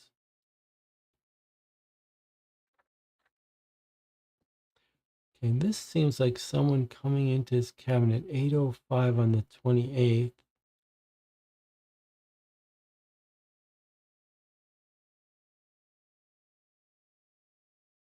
I wonder if one of these is going to be our girl. All right, let's put this away for a second. Here's our last piece of evidence here. Charges for his card. $1,100 bill to be paid. Send invoice to the mother since he's dead. Look at that. Like bill the mother. Okay, let's see what we've got. On the first night, he's at the bar, he's at the restaurant, he's having pina coladas and wines. Here he is with his girl that he met, Rossini.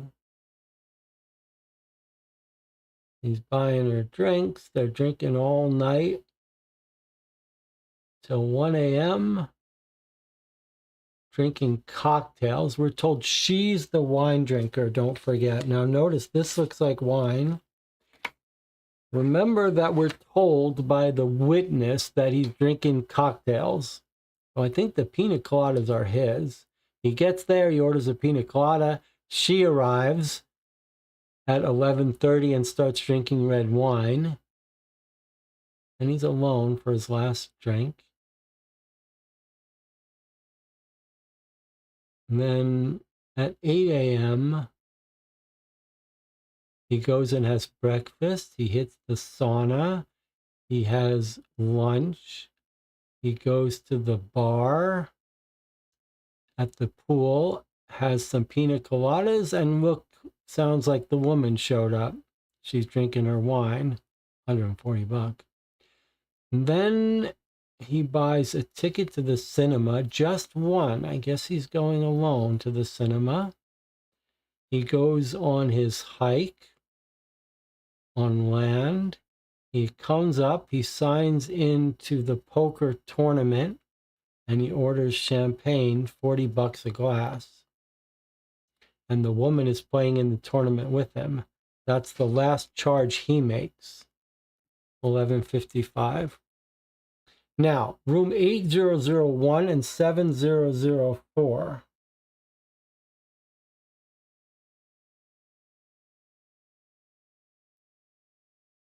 Now, look at this for a second. 8003 is our couple, right? She files a report. She says, I don't think there's anyone in the two rooms next to me. But look, 8001 is here. She says, I don't think there's anyone living in here. And sure enough, they're saying, hey, this can't be because there's no one in that room. But somehow this person has got a card to 8001 and they've ordered that bottle of champagne, the expensive bottle that we know was left outside this room. Very suspicious. Does that suggest that this is the killer doing all this and that they're a crew member? Or is this our thief woman who's figuring out ways to do stuff? All right, and then 7004, I'm not sure we know who that's about. I don't think we know what room that is. Whiskey, whiskey, beer, beer, beer. But look what it is. Is it an alibi? Because we know our guy was killed at 12:15. And here he is ordering whiskey at a bar at 11. And then 10 minutes later. And then 16 minutes later. Okay, this room has an alibi.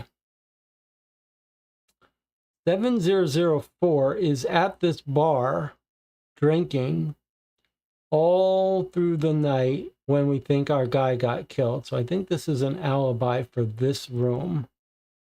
7004.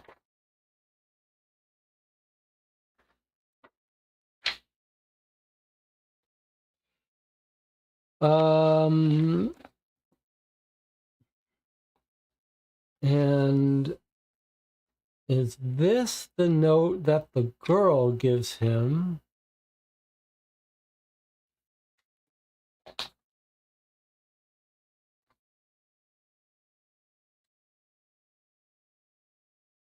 And just as a note, we didn't talk about it, but probably the dark web password is going to be where you hire an assassin. Now, the channel was talking about the cards. Noah Salmon says, in regards to the cards, I think the 5 on the photo are the common cards, and the 6 you have are the 3 pairs of hold cards for 2 players who went through to the river. Well, that's a great theory. Okay, so I do know how to play Texas Hold'em. So now I think that's a great interpretation. So that's very smart. This is in his hand as I interpreted it. Obviously, it's face down on the table. This is the common set of 5 cards. So the way you play this is everyone gets 2 cards in their hand. Then you have then there's some betting. Then there's the flop. These 3 cards come out. And then you try to make the best 5-card hand with your 2 cards.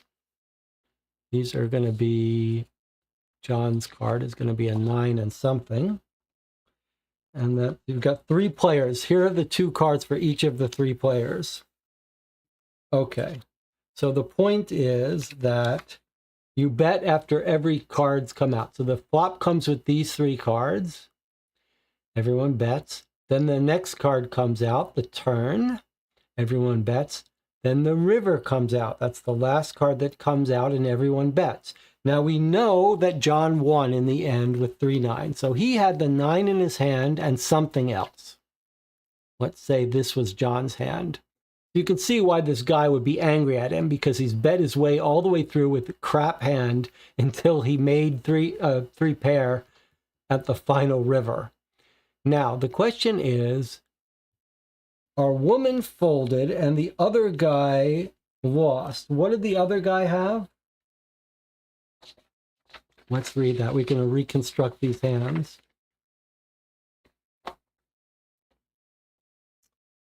Okay. So Rossini folded. No one would see her hands, but we're going to get to see them. Lost with 2 pair. Okay, so let's see if we can figure out the other guy's hand. King Jack is not, well, there's 2 pair. King Jack would be 2 pairs because you've got the king and the king and the 9 and the 9. So he could have that, but he could have also had a queen.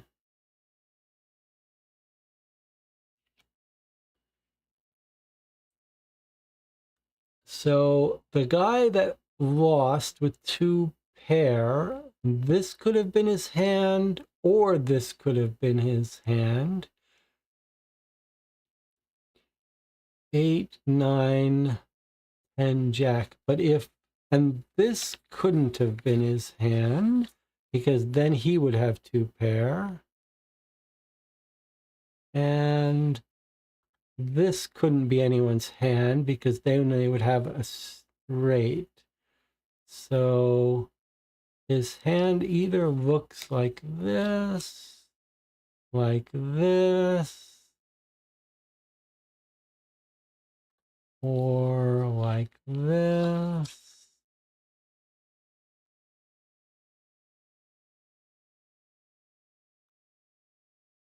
Either way, it makes, I guess what we should be asking is, what we're trying to ask here is, we know he ended with 2 pair and lost and was angry. That's fine. He's probably angry because he thought he had a good chance of winning. But the interesting point is, what we were trying to see is, we know she folded, and we were trying to see is, did she fold and really have the best hand? But really she didn't. Really, she didn't. There's no way for her to have had the best hand, right? Because a straight would have been great for her like this. But that can't be the case. This can't have been the hand. She can't have folded a straight, which would make her suspicious. Because if she did fold a straight, this guy would have, well, that's not true, I guess. No, yeah, this guy would, I guess this guy would still have 2 pair. And he would have 2 pair to be angry about, actually. This is still 2 pair.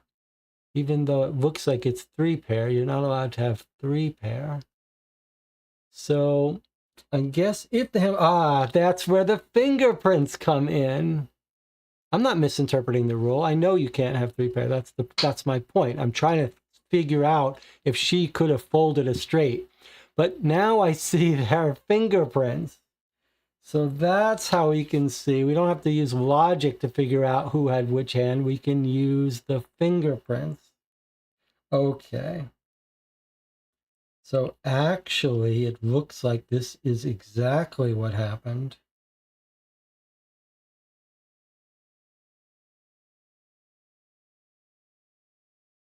So look at that. She did fold the straight. So these fingerprints are the same. These fingerprints are the same. And these fingerprints are the same. So here was our hands. We know our guy John had 3 9s. That's his hand. This guy had 2 pair and thought he was going to win. So he got angry but lost. But now look what's happened. our girl had a straight 8, 9, 10, Jack, Queen, King. I guess you don't need to start at the 8. You just go 9, 10, Jack, Queen, King. So she folded the best hand. So that's it. And as Marco points out, we now have the fingerprints of our girl. That's pretty great. Okay, that's very cool. That was a very cool clue.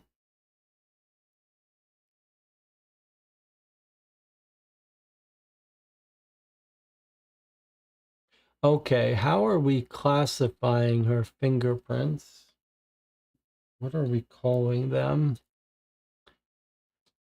This is our row. These are our row scars. We've seen these before.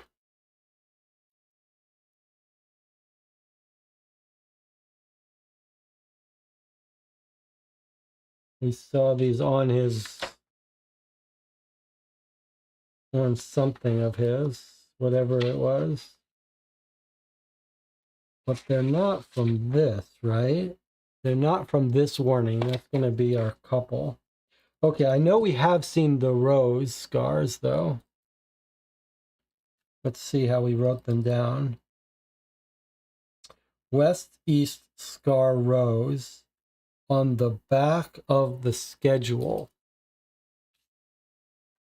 So according to my notes, that makes complete sense because look, it's our girl. That was her fingerprints. Our girl said to meet him, they went and had drinks, and these are her matching fingerprints. Done and done. Okay. It would have been nice if they didn't tell us she was the one playing poker with him because we could have proved it with the fingerprints. All right, well, that was pretty cool. Very clever observation by Noah that these are the shared cards and these are the 2 cards for each of the players. Okay, that's pretty fun. A fun set of clues, and that got us fingerprints. So now we doubly suspect her, even though we already suspected her.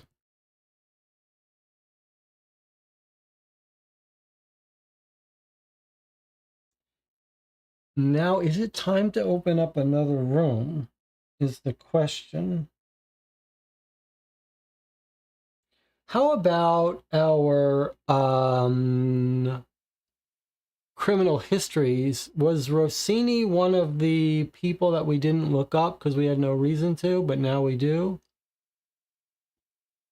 No, but we can now look up the guy that was hitting on our girl.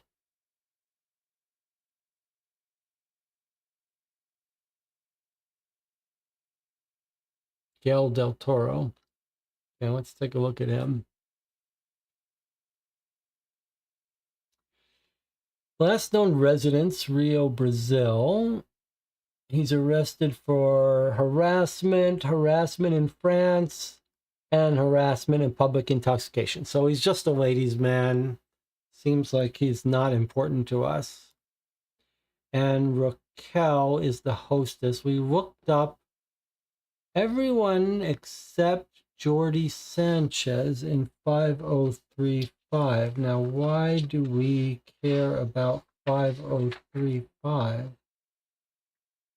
We don't have any card use by them.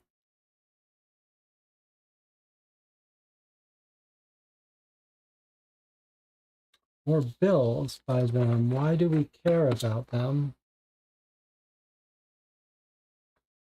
Seems like maybe it's too late for that. If we go to open another cabin, what have we got here? Cabin C is what? Rossini's cabin. Okay, well, we know her full name now, and we believe we know what cabin she's in, one of 2. So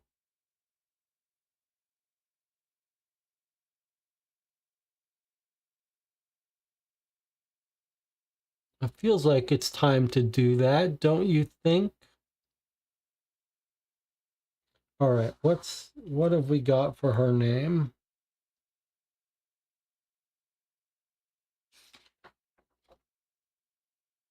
So her name we have as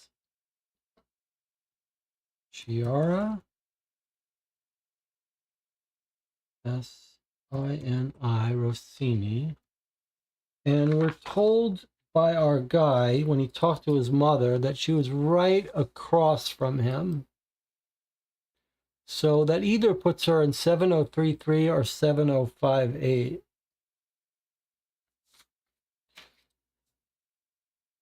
Well, I mean, I suppose right next door to him, if you had to pick one of them, you'd pick the one that was sequentially down the list. Probably you walk in your rooms this way and this way. So next door neighbor is 7058.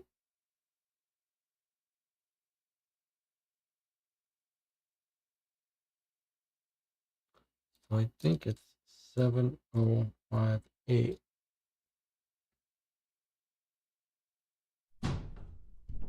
Okay, that was the correct thing. 7058 is the only one that's next door. I mean, I don't think that's strictly true. These are next door, but it doesn't matter. We've got it right. She's in 7058. Let's just put her on our little sticker. Okay. And let's open up the third of 4 envelopes.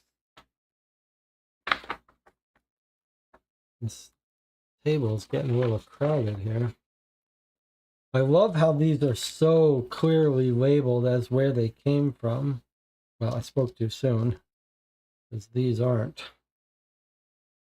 These two aren't, at least. This looks like it's going to be what her password is used to get into the dark web. All right, let's see what she's got. We believe this is our assassin. Oh, look, this is going to be her 6. No, okay, well, this is going to be how she accesses her dark web murder contract. But let's see what else she's got in her room. All right. So this looks like a screenshot from her room. So we took a shot of her tablet or something. Sunday, May 1st. So at the last day of the cruise.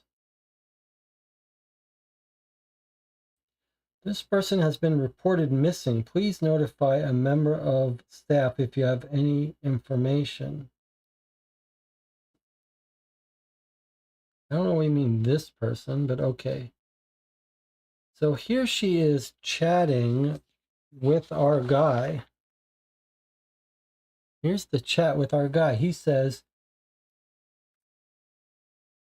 or she says, I'm going to sunbathe a bit. This is on the first full day of the cruise, 26th. I'm going to sunbathe a bit this afternoon next to the Poseidon Pool. You there? He says, sorry, I was having breakfast. Gotcha for the pool. I'll put on my nicest trunks. And remember, he arrives there. She says, now at 6 p.m. Got a bit of sunstroke. I'm going to have a quiet night tonight. He says, our guy, our victim, okay, it's the movie theater for me then. And he goes to the movies. We see his ticket. She says, what are we going to bet for this poker tournament? He says, what do you suggest? She says, how about a dance number under the stars if you win?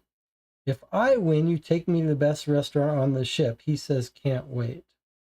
This is the night of his death. 8 p.m. before the turn. And then they go to the tournament. Okay. Now, what's this this? Is this of any use for us? Is it just this?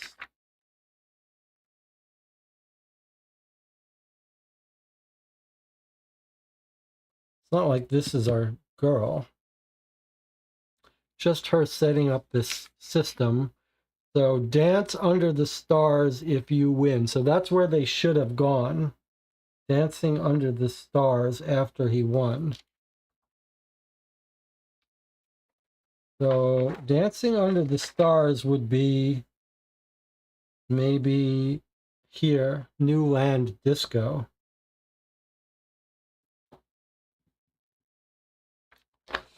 Okay, now let's see, what else do we have? We have these encrypted stuff, which is probably going to be her dark web. But now what is she gone? She went to the spa. When did she go to the spa? Well, she went on the night of our guy's disappearance at 11:55, right before we think he was killed.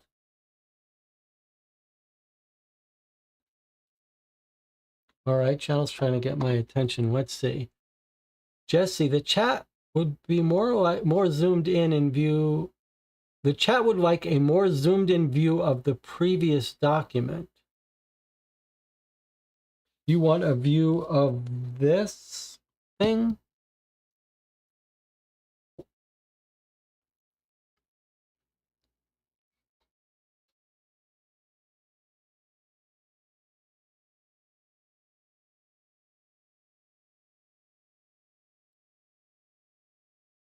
Sorry, I'll give you that so you can see everything. So we've got the pigs in their lost stop where we came on board. It's hard to identify anyone. And we do have some people, but remember, this is a screenshot from May 1st. This is way after the guy was killed.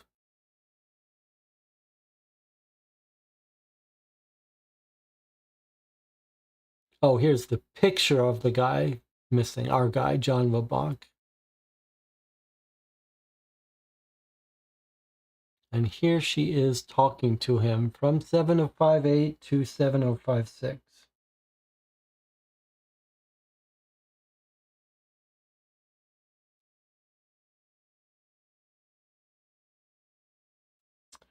This is the one that was odd, though, to me. Like, this is 20 minutes before before we think he was pushed off the boat. She's getting a spa. But I wonder if she's just trying to get her alibi.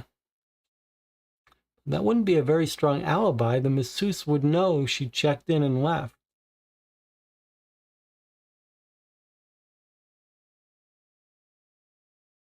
But this troubles me. Because if she'd had a half-hour massage, that's an alibi.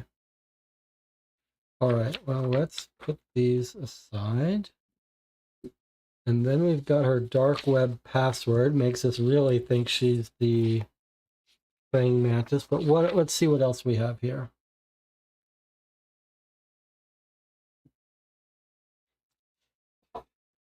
Why did you give me the signal? Why did you give me the signal? I can finish the mission.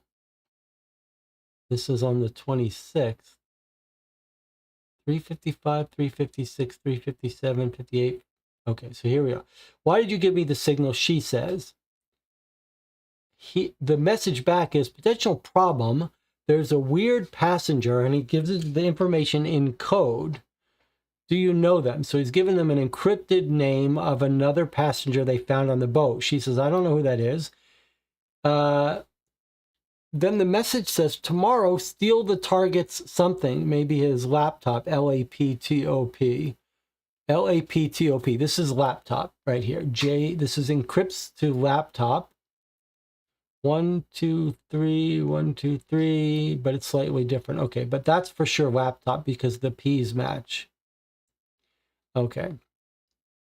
So why do you give me the signal? She's saying, she got a signal saying cancel the mission. She says, why? He said, there's someone on board the ship that we don't know about that's weird. Do you know him? No. Okay, it's on steal the target's computer tomorrow. She says, problem. A hostess is helping him. I'll take care of it. Target vulnerable. Then she receives it. The person sending says, I'll take care of it. Then she says, target vulnerable. Should I make a move? At 1 p.m. Okay, good. Reply comes back, yes, make your move. She says, mission aborted, there's a nosy passenger. Maybe that's the neighbor. This is still early in the day, though. Okay, then she gets a message. Passenger in this cabin, monitoring the ship. Complete the mission tonight. She says, I have a plan. Meet at so-and-so. It's going to be the name of a place. You could probably guess it just from the letters. What place on the boat? Sounds like there's someone else on the boat with her she's talking to. Then she says, it's fine. He's going to win the tournament. Find him here. And then the person writes back, right before midnight, I found a solution. So it looks like we've got two people on this boat that are working together to kill this guy. And our girl is not the actual assassin.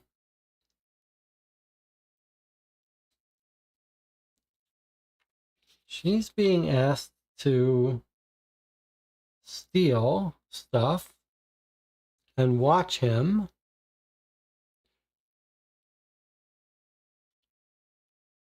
Target vulnerable. Should I make a move? Yes. She says, mission aborted. The person she's talking to says, someone's monitoring the ship. This might be the other investigator. She says, I've got a plan. Meet me here. Maybe this is going to be our Gale guy. Is that who she was talking to? We should line up that time.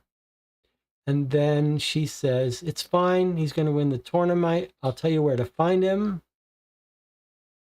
This is going to be New Land Disco. Remember I said that she said, meet me at we'll go dancing if you win. That's New Land Disco. That matches up with this New Land Disco. So our woman, Rossini, is coordinating with the killer. And then she gets a message back from the actual assassin saying, I've got it. Now,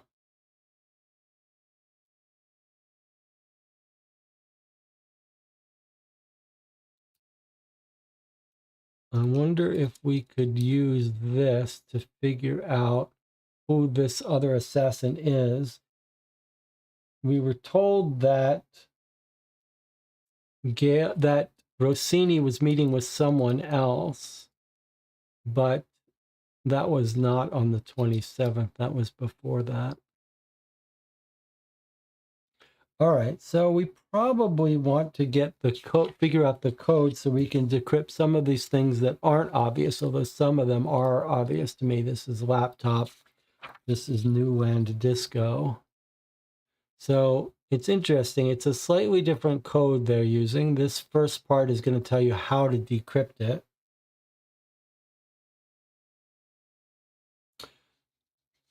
It looks like probably you line these up.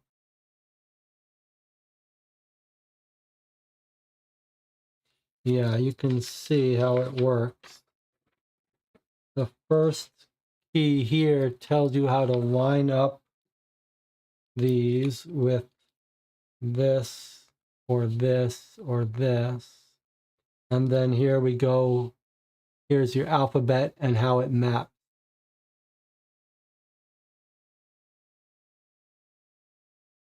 So there you have it. We've got an actually interesting little cipher here where this first codes tell you how to line up the substitution cipher.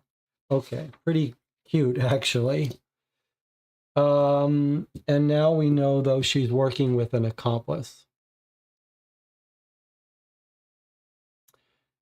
So we might check this out here to see where she's meeting someone. This should confirm the nosy neighbor.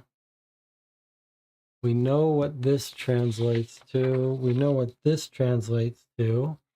But the weird passenger, we could translate that, and that's probably going to be someone we can alibi now, because I wonder if this is going to be our SALLA. No. So this is going to be someone who's not with them, we know. Maybe this is going to be the investigator.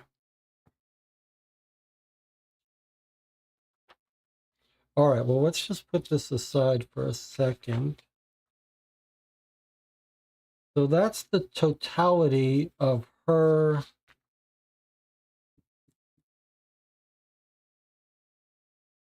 content. I thought originally this was going to be her dark web password, but it's not. It's going to give us the way to decrypt this entire message.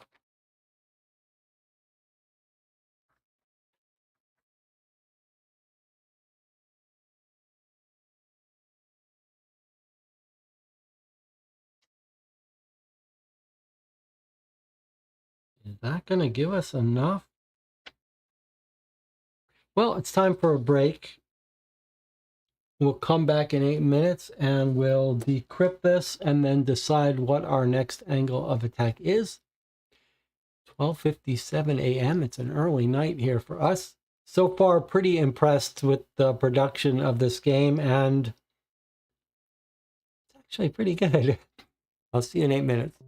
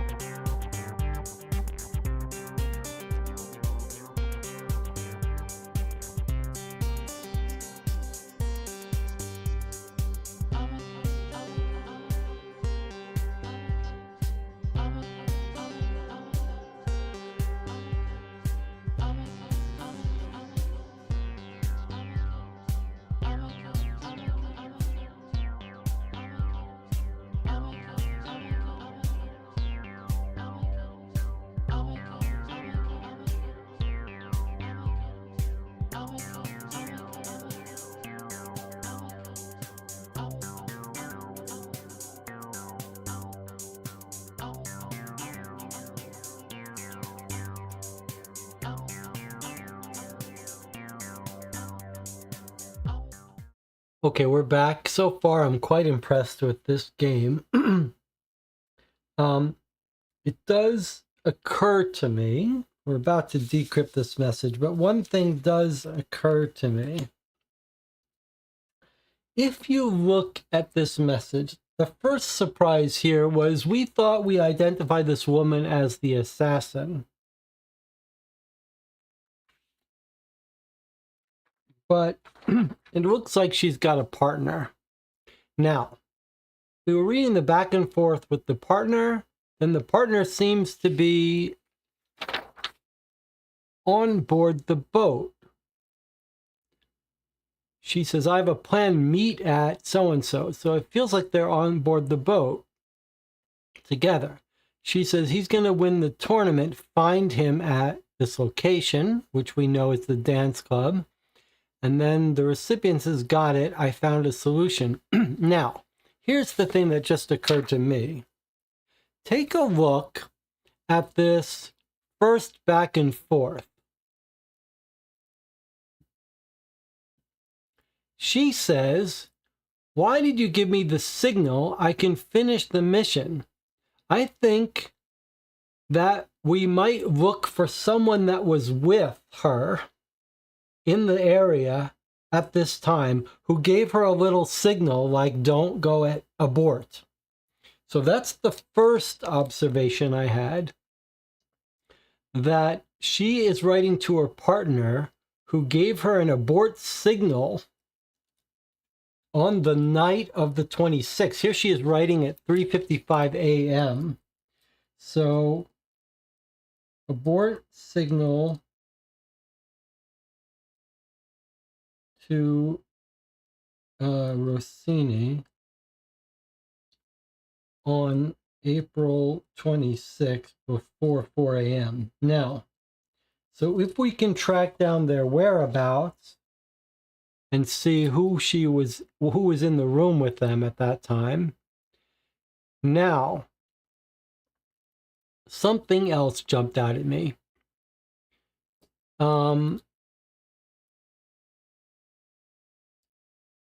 here. The person she's talking with says, potential problem, weird passenger, name blank, do you know them? He said, the reply she sends back is no. Then he goes back on the thing, and then she says, I've got a problem. No, he says, the person she's talking to replies back, problem. A hostess is helping him. I'll take care of it. A hostess is helping him.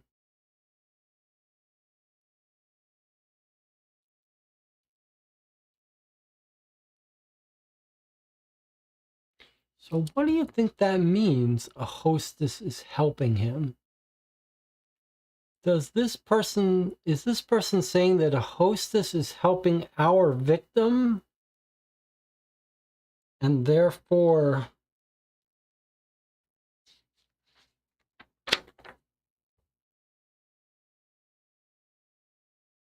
mean, there's our time zone at 8:08. Our guy at 9 o'clock is on a group excursion.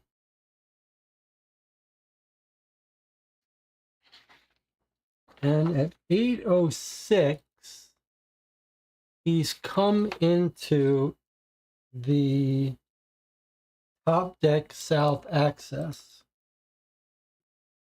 So it may be that our killer is saying that this guy's on the top deck, but a hostess is helping him.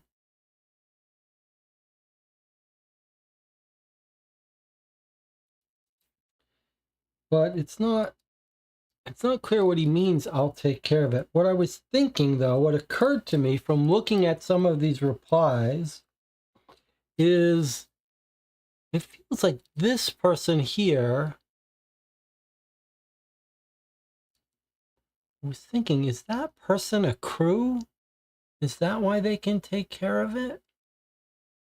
Is that why they know this person's name? I'm not sure. This is not the winnings. The poker tournament hasn't ended yet. Hasn't even started, I don't think. This is 8 a.m. on the 27th. He doesn't win the poker tournament until here. He's going to win the tournament. Find him here. So this is fine. This is his death. All right, let's decode these messages and see if we can't get fill in a couple more details. Okay, what's the weird passenger's name? That's what we're going to decode here.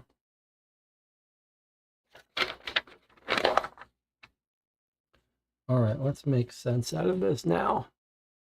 1 exclamation point, 2 exclamation point, 3 colon. Okay. So 1 lines up with exclamation point, like that. 2 lines up with an exclamation point, like that. And 3 ends up with a colon, like that. And you don't need numbers. Whoops, sorry. Okay, so there's our 1 exclamation point, sorry. 2 exclamation point, 3 colon. I gotta, well, I can't really fix it. I just gotta remember when I put them, I gotta put them closer together. Okay, so here's our message. And let's see. Let's write it down. So it is DLOMCR space RYCO. Now, assuming we're trying to go in reverse, we got D goes to R. D goes to R. L goes to J. Okay, that can't be right. So we're just reading it down, I guess. D goes to C. L goes to O. O goes to N. M goes to R. C goes to A. R goes to D. So we've got Conrad. Maybe I should put this so you can see it. Okay. R goes to D. Y goes to H. C goes to A. O goes to N. Conrad Don. That's the weird passenger.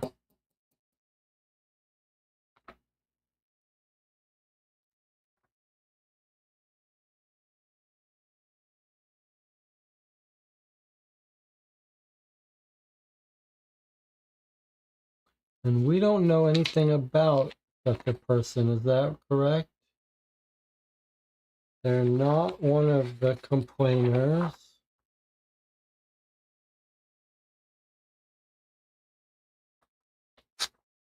We don't know what room they're in.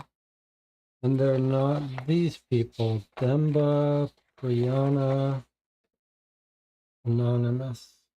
Okay, so we don't know who this person is.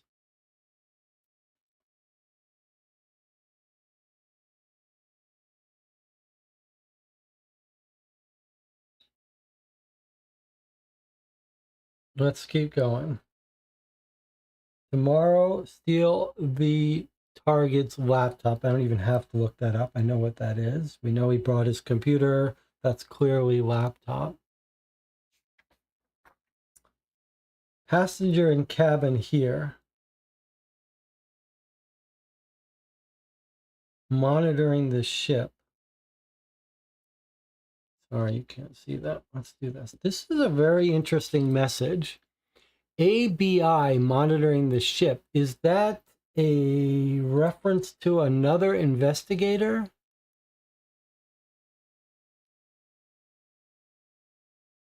So that's IV colon though. So that's an easy translation. Let's get his IV colon.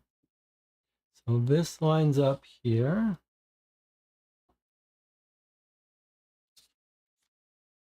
And we've got the code. Oh, why doesn't it want to zoom in? 8272 ABI, which is 5020.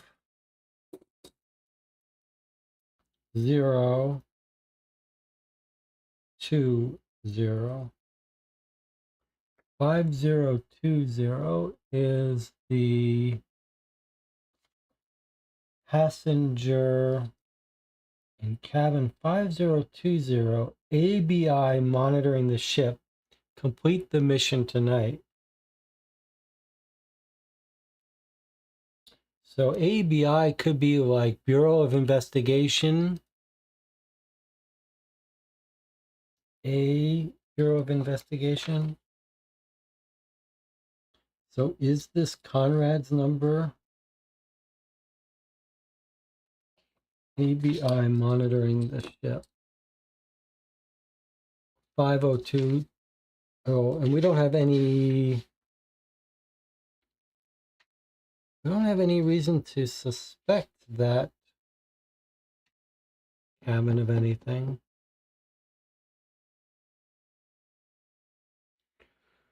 And we know this is Newland Disco, but this is the one we want to know.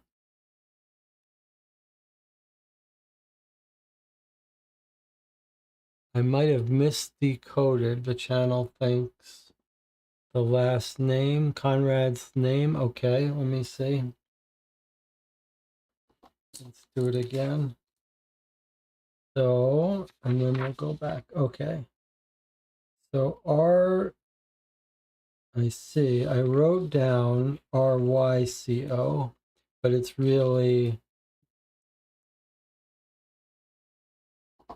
RVCO, it should be.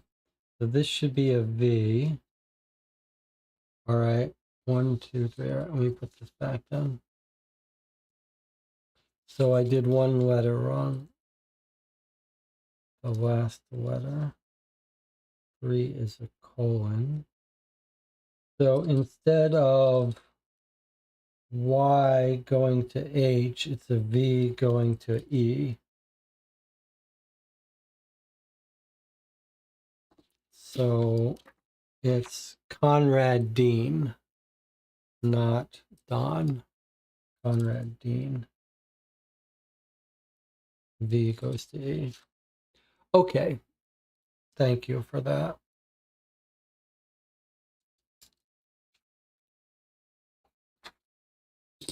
Now, let's see where they were going to meet. We could probably guess this based on name, but we might as well do this. So 1 goes to question mark. 2 goes to exclamation. 3 goes to colon.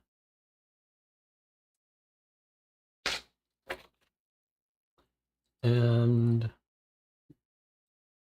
it's F T H E J A H M V. Okay.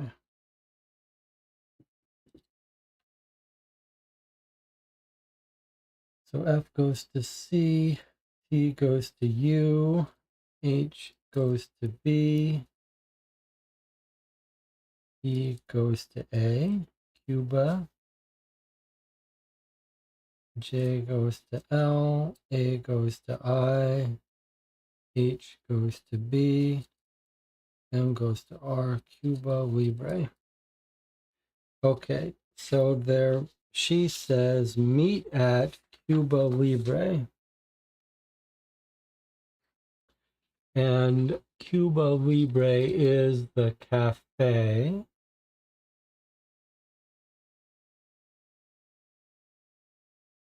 This is the person writing back at 4:27, 8 p.m.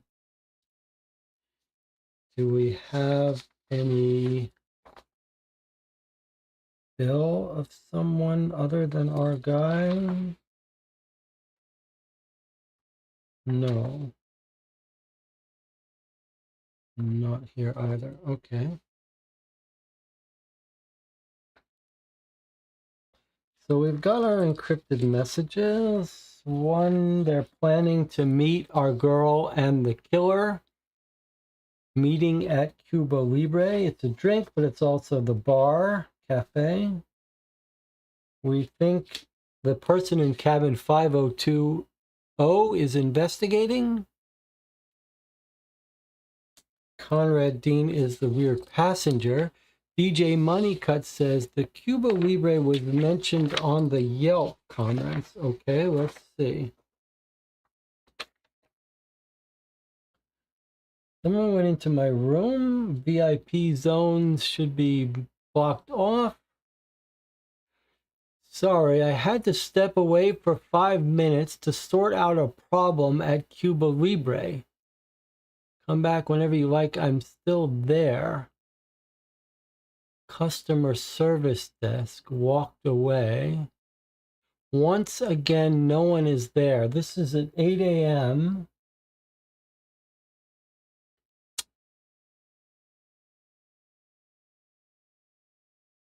But this is at 8 a.m.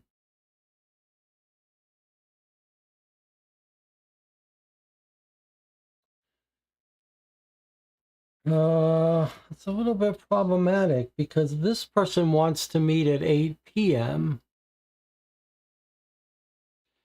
So I was going to say, is it the customer service person who's meeting? But this is a mention of a problem at 8 a.m.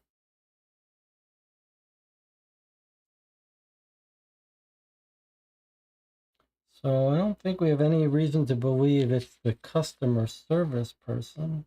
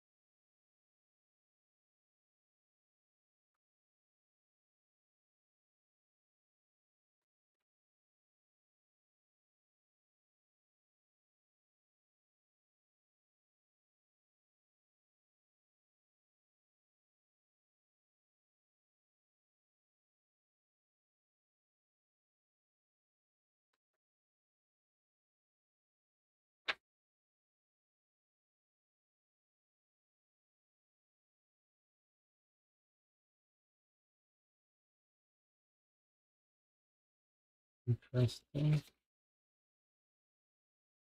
What do you make of this spa evidence? It's because she's not the killer. She's not actually the killer. She's working with the killer to steal his laptop, but she's not the killer.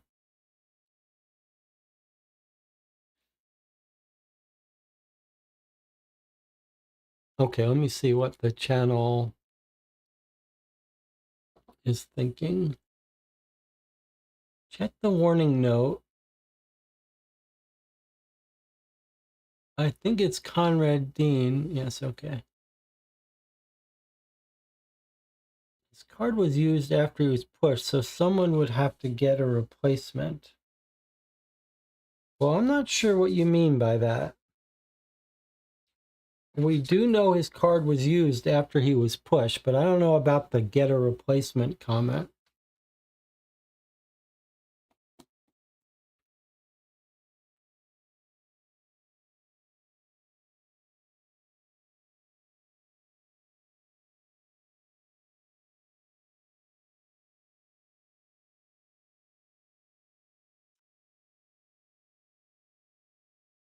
It's odd to me that we have these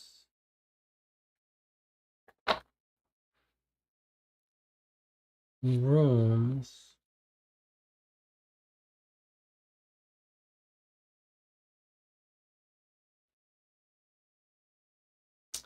So look at this room for a second.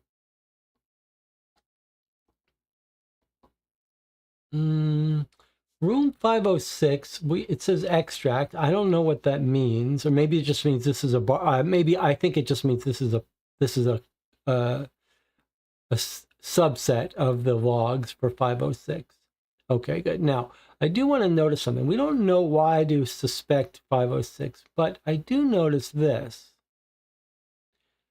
They arrived at the sauna at 11:04 and then back in their room by 12:13.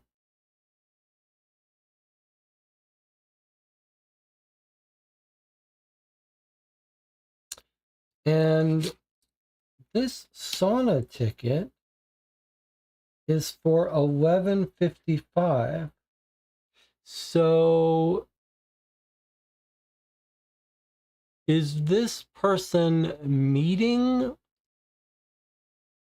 with our woman? Seems like they would have crossed paths. Does that mean this is her partner or just someone who would have seen her?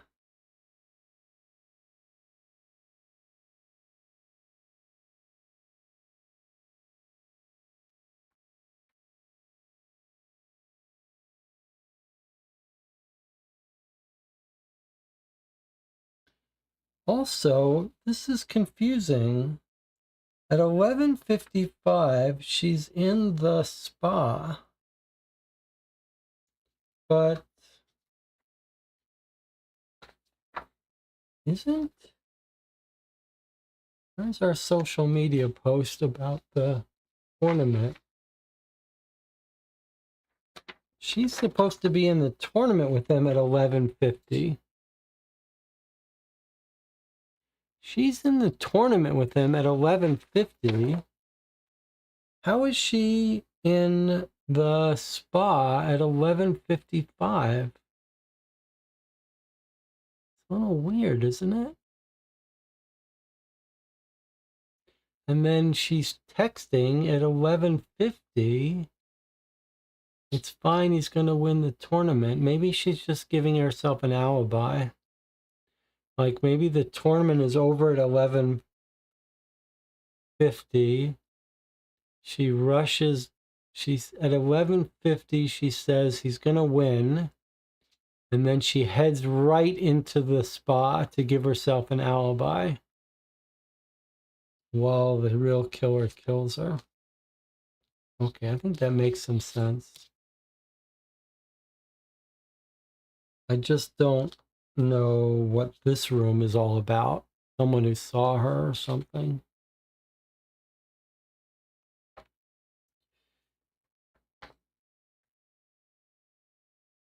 Now, what about... He's going to win the tournament. I found a solution. Target vulnerable. A hostess is helping him at 8 a.m. That's when he's going on a group excursion.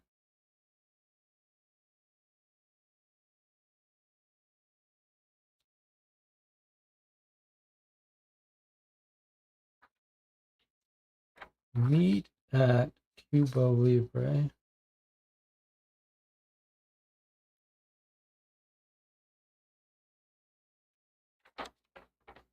Okay. Well, and I think maybe we have to see if we can open the last item, the last room. Marco says, what about the handwriting on the spa ticket? Am I overlooking handwriting on the spa ticket?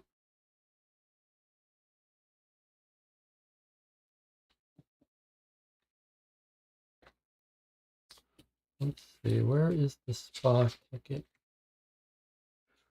Well, that's an interesting point. I'm not sure how to make sense of this writing. Like, would this be writing that the concierge would write on it when you give them the thing? Or is this their handwriting? Or is it the handwriting when you check in to the spa, they write your cabin number on it? It's not clear to me. I don't know how to make sense of it. I think it's just her getting an alibi, though. That's my guess.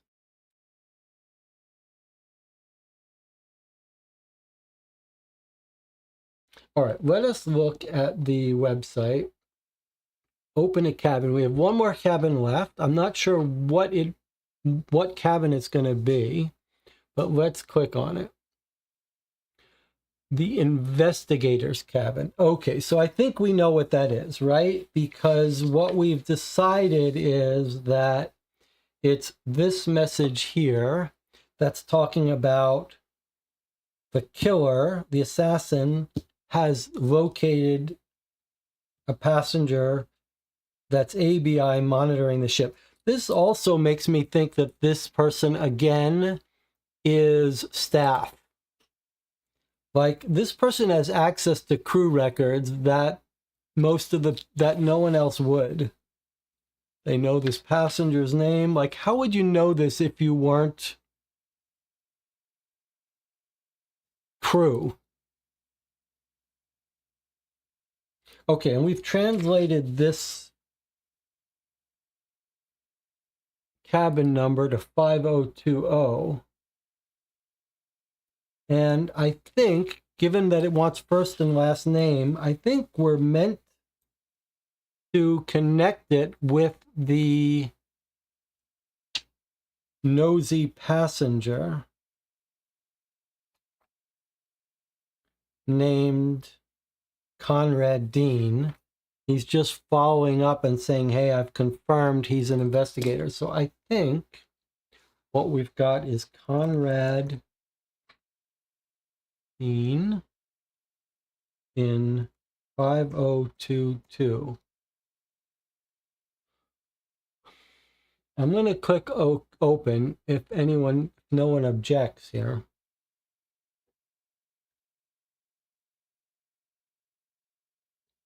If you want to get credit for knowing that this is wrong, you should speak up. 5020, thank you. 5020 is how we decrypted it.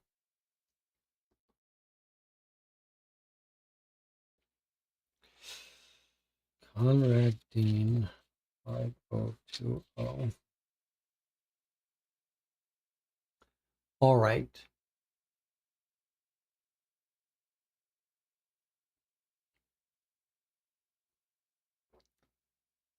YouTube says 18 likes. I don't know how we have 18 likes on a live stream. That seems too high.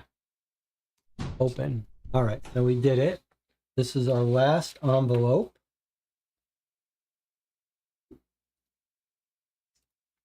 A lot of documents here. All right. Our last envelope, envelope D. Here we go. The last information other than the dark web. Don't forget, we still need the password to get into the dark web. And we think this is going to be the other investigator, right? Which actually answers some of our questions. Who else is investigating on the ship? I think we know that answer.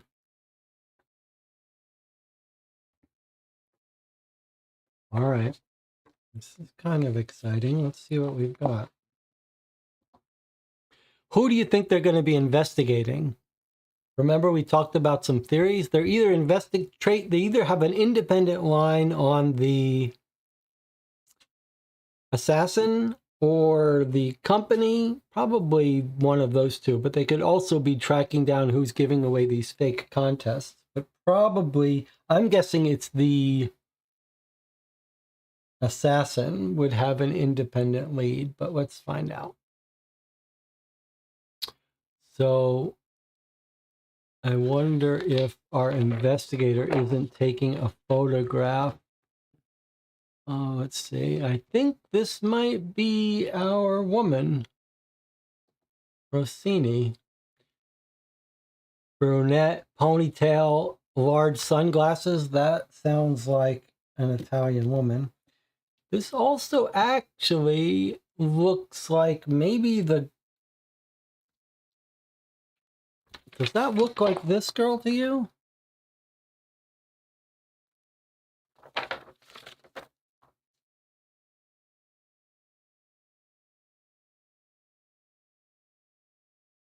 Marco says, no, it doesn't look like that girl to me. Okay. Can we identify anyone else here? Like, can we identify our guy? These are all people, it looks like, that might be arriving for the cruise. Is our guy in this photo? Doesn't look really like it to me. Charlotte Amalie. Remember that Charlotte Amalie is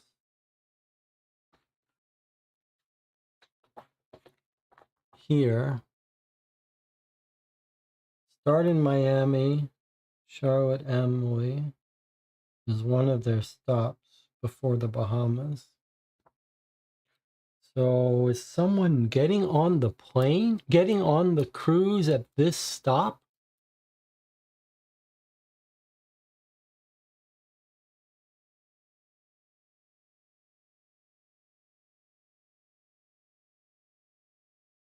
Airport. Is she leaving? Is that what's happened? What is the schedule? Okay, let's look at this. Here, this is actually useful. So on the 29th, 2 days after the murder,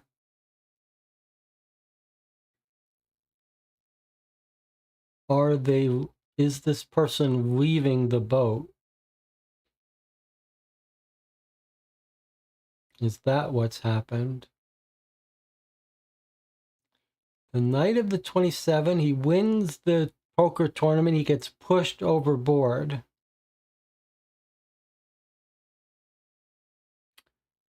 And for some reason, they don't get off in Puerto Rico, but they get off in the Virgin Islands. Why would that be? Why wouldn't they get off in Puerto Rico if they're trying to get off as soon as possible? All right, let's see if you have some notes about this. No. All right, let's keep going. I see. So, ABI is American Bureau of Investigation. Would have been better if they translated that to FBI, but okay. There's the praying mantis. Ocarina rishi. Brown hair, female, born in Italy. The ABI is offering $20,000 for information leading to the arrest of the praying mantis. Possible links with New Jersey's largest mafia organization, the Falanga family. Information found on the dark web mentions the possibility of murders on cruises. Anonymous information points to the Colossus of the Seas, a ship traveling around the Caribbean. 5 disappearances, all linked to organized crime, have taken place on this ship since 2019. More evidence that one of the crew is involved. Special Agent CD, that's our Conrad Dean, has been on board monitoring the situation for the last 10 cruises. Nothing to report for now. It's like, first of all, number one, we were right. Conrad Dean is the investigator, and he's on the trail of the assassin. That guess was correct. And he's no doubt who has warned. This is going to be Conrad Dean's handwriting, warning our guy, I think, warning our guy to get off because he's seen the girl targeting him or something. Alias Ocarina rishi. Born in Ragusa. Now, remember, her dark net password is 6 letters, so we do have a 6-letter birthplace, Ragusa. That's a good candidate password. Dark web passwords.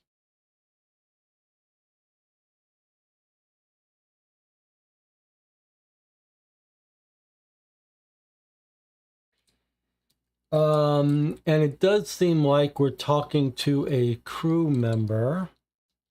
Is it possible that I want to make sure, I want to see if we've misread who's to and from.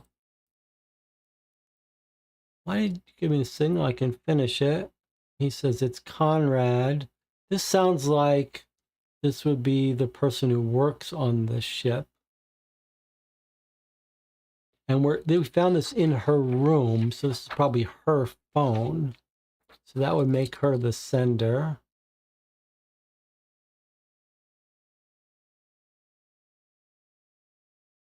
Target vulnerable. Should I make a move?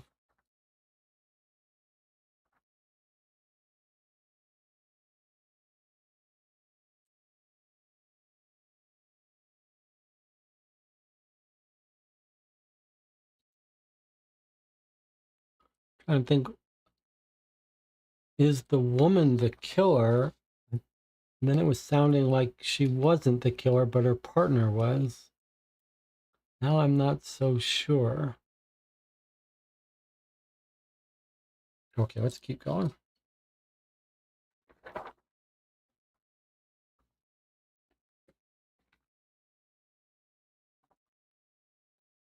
So we've got some notes and some fingerprints. This is pretty cool. Okay, let's go through these now. So we know she's working for the Falanga Mafia. Let's see what we've got. Pierre Martin. Cabin 7004. And let's write that down. So this is, we saw mention of this, records of this, but we didn't know why. Now we see why. This is Pierre Martin. Do you know John LeBlanc? Not really. I met him once at the start of the cruise. He had a drink. We had a drink together. He seemed a bit stupid to me. Why? He was talking about how lucky I was to have a wife and 3 kids. Lucky. And then I did not see him again after that. Never? No. Not even at the poker tournament? Well? Yes, I was at the final table with him at the tournament. He had an incredible run of luck and I was annoyed. I got a little carried away. According to witnesses, you said you were going to, and I quote, feed him to the sharks. I am a bad loser, you know. In France, we threaten to kill each other all the time when we lose a game. It's a cultural thing. And what did you do after the tournament? I was drinking in the jazz bar until 2 a.m. Then I went back to my cabin. You can check. Okay, so this is the guy that lost to him and was angry at cards. And then he says where he gives us his alibi. And in fact, we can check his alibi. And we mentioned before, he is at the bar exactly where he says, right through the time our guy was pushed off the ledge. So he is in the clear.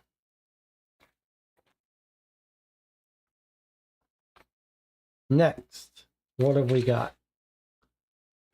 An organization chart for the mafia that our praying mantis tends to work with. And what do you know? There's the lucky company that sent him the fake contest. And what else are they involved with? They're involved with real estate, green energy, illegal activities, and possibly, what do you have here? The Lean Industry Company that our guy was an accountant for and was reporting $3 million of missing money. So all the pieces are falling together, how they arranged to have him killed. Now look down here. Praying Mantis. And who is Daddy Cool? Is that the accomplice that's working with her?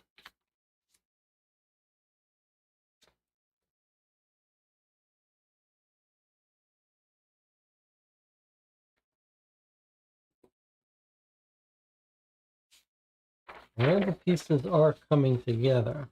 Okay, so our last piece. No, got 2 more pieces. Okay. Here we have fingerprints. Okay. So the bottom vertical scar, which we've seen on all of John's documents, is in fact John's fingerprints. Next up is Rossini Chiara. This is the east-west scars. We did identify that on her hand of cards that we decided were hers. There they are. And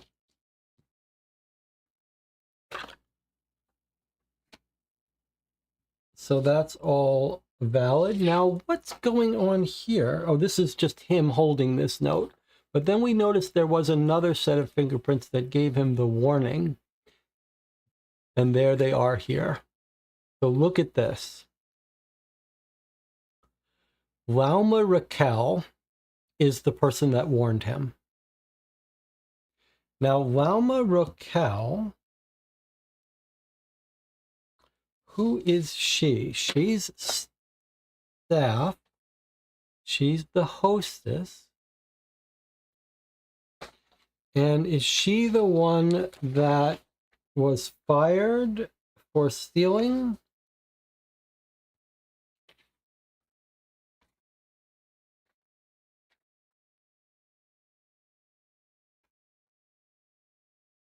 Yes.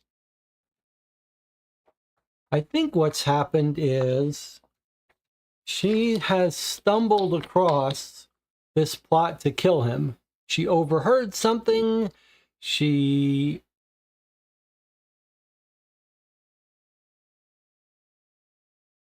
picked up while she was robbing people that this guy's in danger. Okay, so that's that. Let's put some marks on these as we identify them, maybe. Now,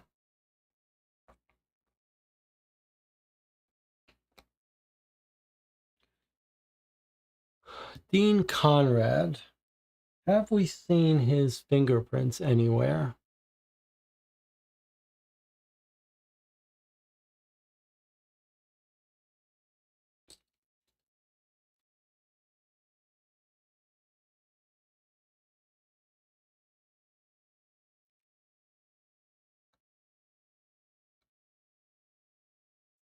I'm not sure we have.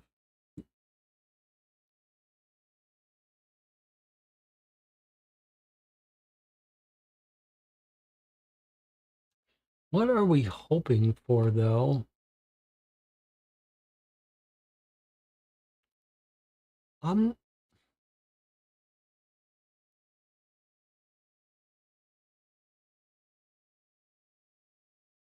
Captain's prints, maybe. So these are the captain's documents. There's some suspicion that we might be dealing with the captain here.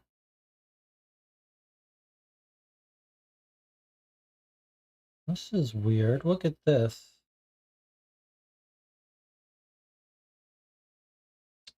So this note is from the captain. It says, copy of the suspension letter to be sent to HR. And look what fingerprint it matches. I believe it matches Andrea Hernandez.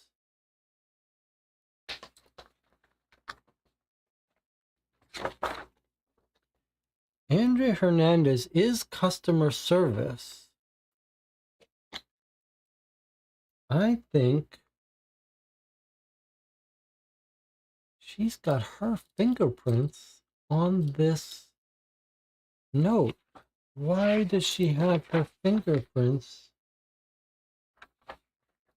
on this note that the captain's writing, sending to HR? That's very odd. She's got my suspicion right away now.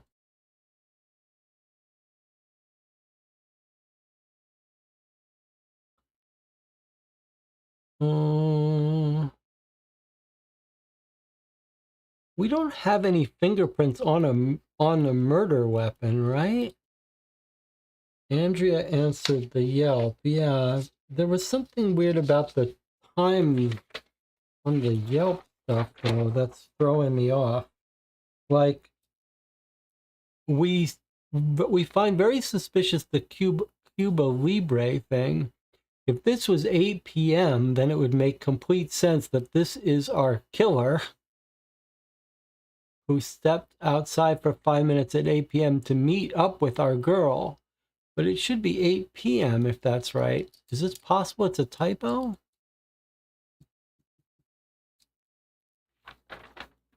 All right, well, Andrea Hernandez is definitely highly suspicious for us. The messages here would seem like it was compatible with her knowing information. Like, she's writing as if she was crew. Okay, well, let's put this aside for a second. We're definitely not done with this. Ciara Demba, that sounds familiar. Do we have, is there a reason? What is she? Ciara Demba is the croupier. Okay, he was the guy who was running the poker tournament. Okay, so we have one more piece of item here. It's notes from the investigator. Let's see if this sheds some light on things. All right, here we go. This is our last piece of physical evidence. 425 6:30 p.m. Possibly spotted praying mantis. She's trying to seduce some middle-aged guy. That's our guy. They're waiting to get on the boat. 1 a.m., 1:23 a.m. I was able to discreetly look at the man's guest card and check his identity. We're told about when that happened, right? His name is John LeBlanc. He doesn't appear anywhere in my files. Could he be the target? 2:40 a.m. After some research, it looks like he's an accountant in Minnesota. Does he have any links with the Falangas? Need to check. Mustn't lose praying mantis. Next day, 4:27 at 1:08 p.m. I saw the suspect dangerously approaching the target. I think she wanted to push him overboard because she thought she was alone with him. I intervened directly. Although she might have been trying to kill him, she's retreated for now. I don't have any proof at the moment anyway. And then here we are at 8:20 p.m. Suspect is in a cafe. I think she was talking to someone, but I couldn't see who. That's our Cuba Libre meetup. Okay, and then here's the night after. This guy's already been killed. I followed the suspect all night. She just went to get a massage, then quietly went back to her cabin. She's had no contact with anyone since the casino, except her massage therapist. So this was our correct reading of her having a strong alibi with her massage. So the person he thinks is praying mantis, who might be, did not do the killing. Her partner did. She's got an alibi. So now let's see what he says about that. Nothing to report. They both seem to be resting in their cabins, or at least I haven't seen them all day. The ship has called in at Puerto Rico. And then later in the evening, 9:50, he says, I encountered praying mantis drinking a cocktail next to the pool. This time she was accompanied by a strange mustached man. I was immediately worried for John, so I checked, and his card was active today, so he's still on board. He must be making the most of his new VIP status. Remember that the winner of the poker contest got upgraded to VIP. He's dead by now, but our guy, this ABI guy, Conrad Dean, doesn't realize it yet. And someone is still using our guy John's card. He says by 2 p.m. on the 29th, he says, I still haven't seen John. I decided to take a look in his cabin while the cleaning checks were being carried out. His things are still there. There's no sign of him. Praying mantis still seems to be making the most of her cruise. An alert was put out by the captain. John has been reported missing. I can't find praying mantis. She might have fled. I'm going to run facial recognition at all the airports immediately. What did I miss? God damn it. So that's what that photo is of her getting off the boat when it was safe. Okay, so the only thing is that praying mantis is working with someone else on the boat, and she was going to kill him, but her partner had to kill him, so they worked together. So the question is, which person on the boat is the killer? And I think we have a guess about the customer service woman. Okay, but before we're finished, that's the end of our physical documents, but it looks like we've got a clue about the dark web. So take a look here. 1, 2, 3, 4, 5, 6. So we've got our 6 letters for the password, and it looks like this is how much to shift, right? This is shift down 2, shift up 10 or whatever. So it looks like the dark web is going to be +2, then minus 1, 2, 3, 4, 5, 6, 7, 8, 9, 10, 11, minus 11, and then down 1, and then up 1, 2, 3, 4, 5, 6, 7, 8, 9, and then up 2. So if you'll remember, we took a look at the dark web. Let's try to log on here and see what we got.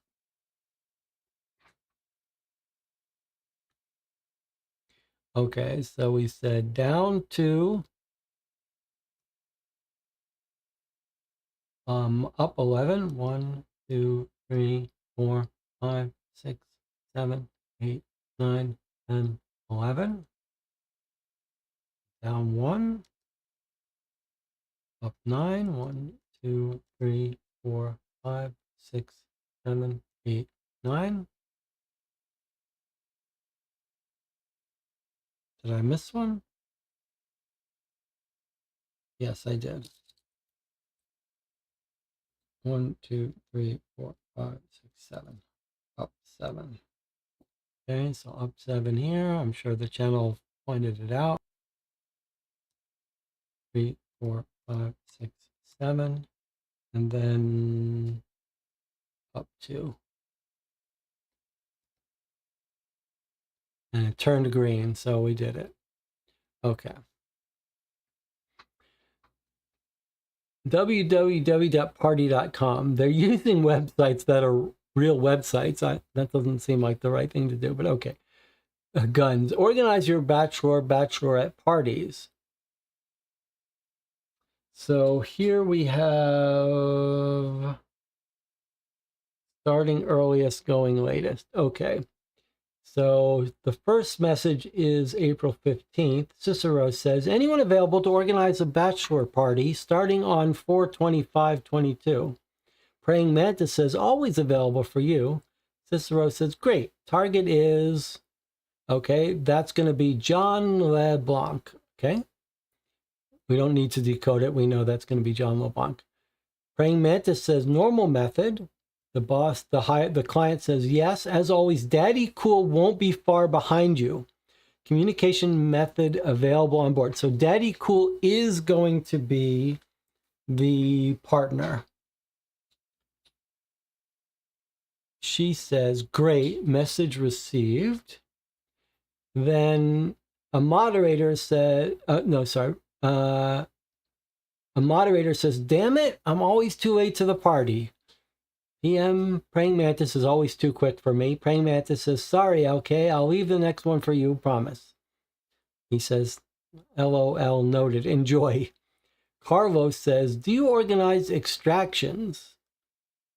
The moderator, Late Killer, says, nope, we just organize bachelorette parties here. The Late Killer says, Daddy Cool and Praying Mantis, can I mark this party as complete? This is back on 4/18, not yet, so. Daddy Cool says, yes, it was a mess, but it's done. I see, by 4/28 it's done. Okay. 4/28, he finally replies, it was a mess, but it's done. Now he can spend his days with the Little Mermaid. Oh my God, that's pretty harsh. Okay, so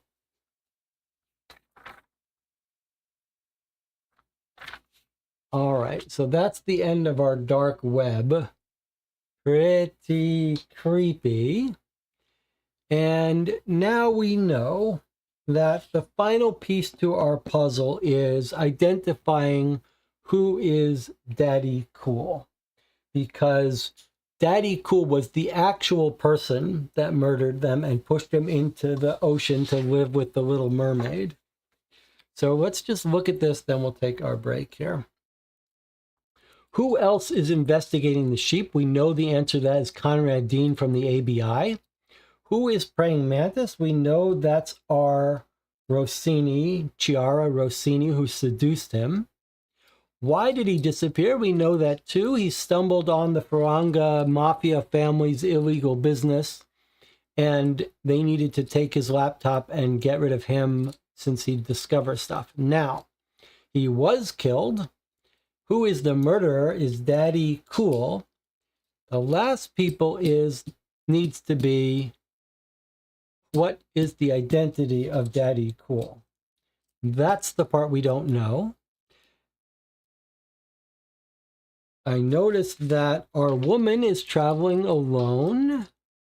So that leads more weight to the idea that this Daddy Cool is an employee. We do have one lead on who might the employee be, but There seems to be some suspicion it might be the captain. I think it's going to be our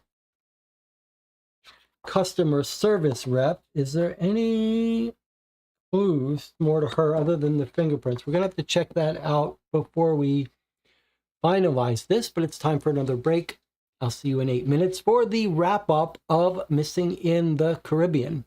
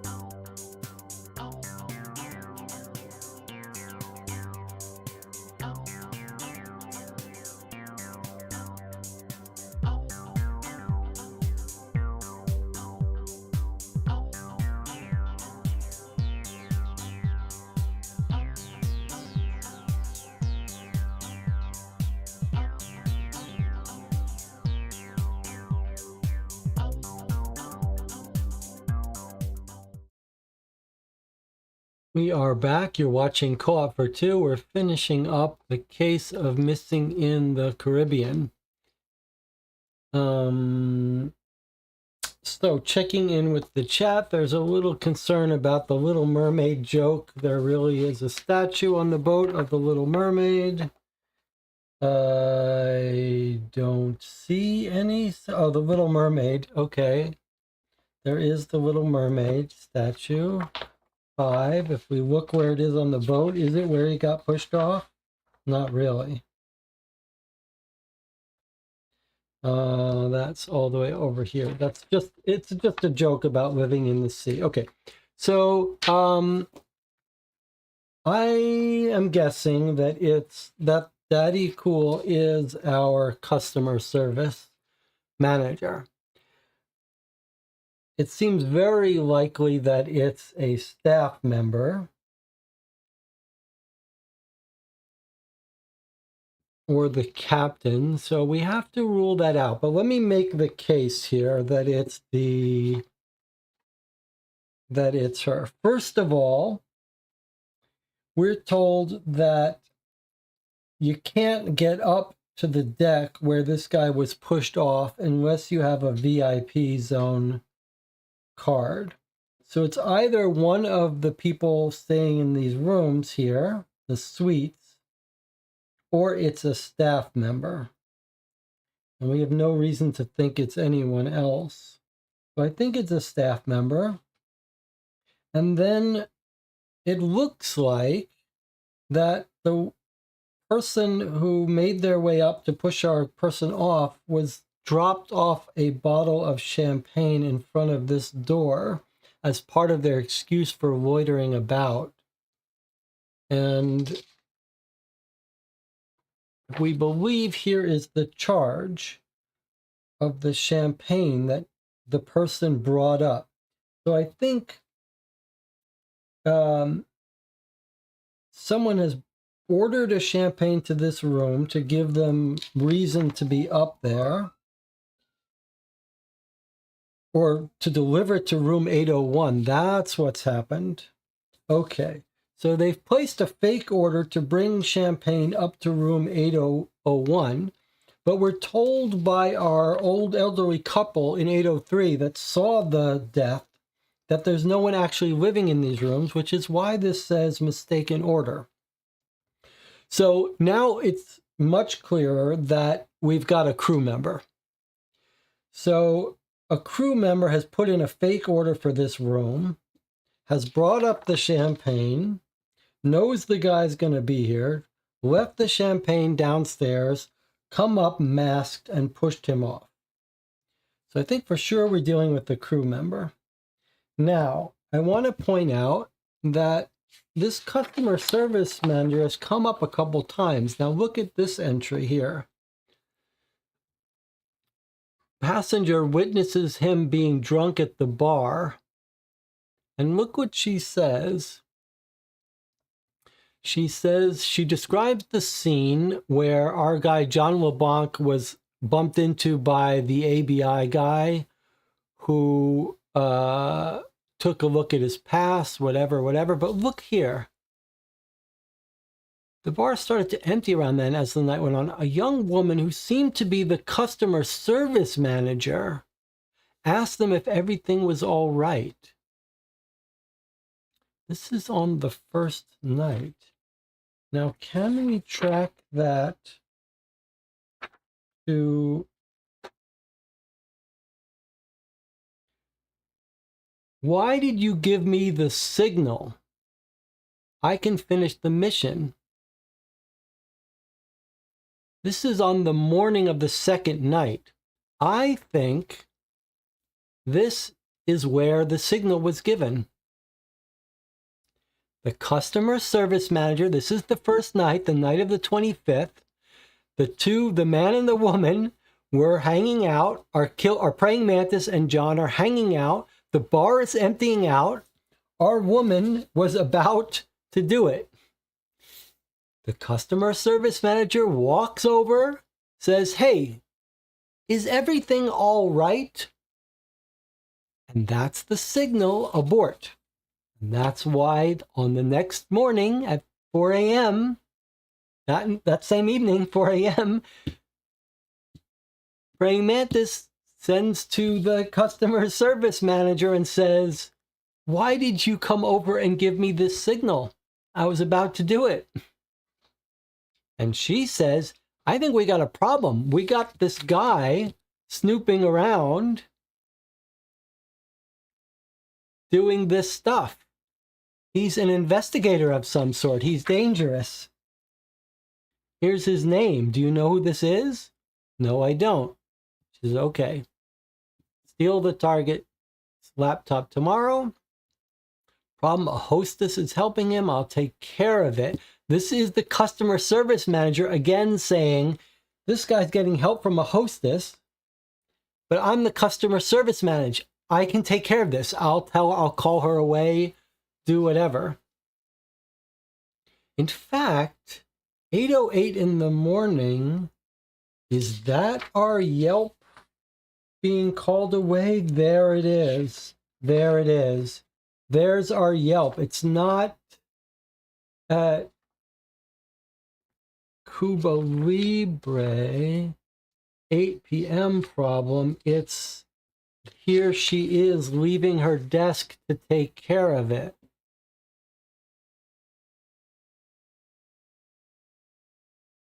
Where's our Yelp reviews?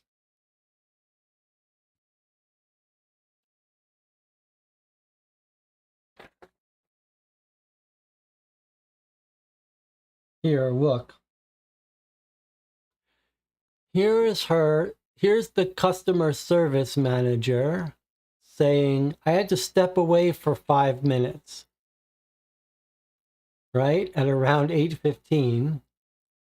And here she is on that morning saying a hostess is helping him. I'll go and take care of it.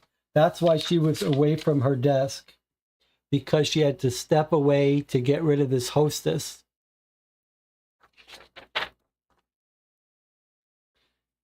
Then the last part that locks us into the customer service representative is we've got her handwriting, her fingerprint.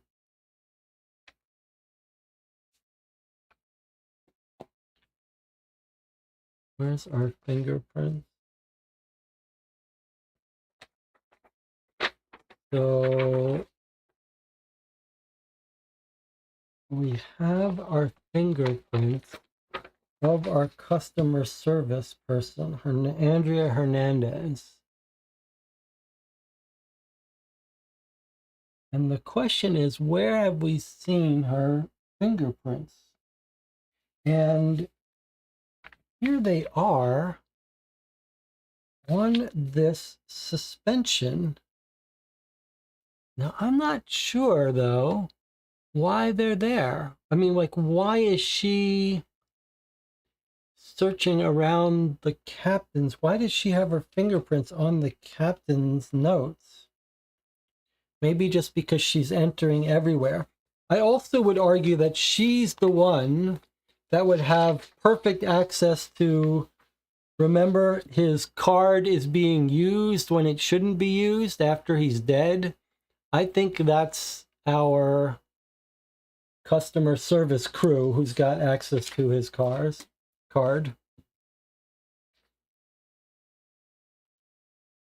And then what about, can we lock in? I was thinking the last thing we could do is date 4/28 is the dark web message. Well, there's nothing inconsistent about that.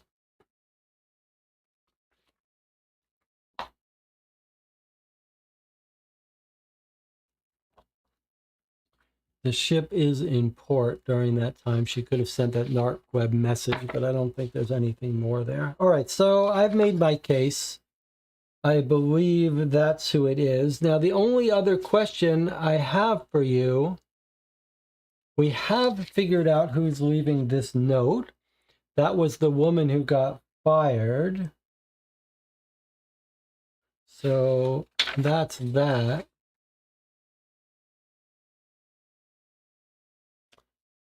So the only thing I'm trying to think about is, was there any fingerprint that we think would have been left by the person who actually killed him?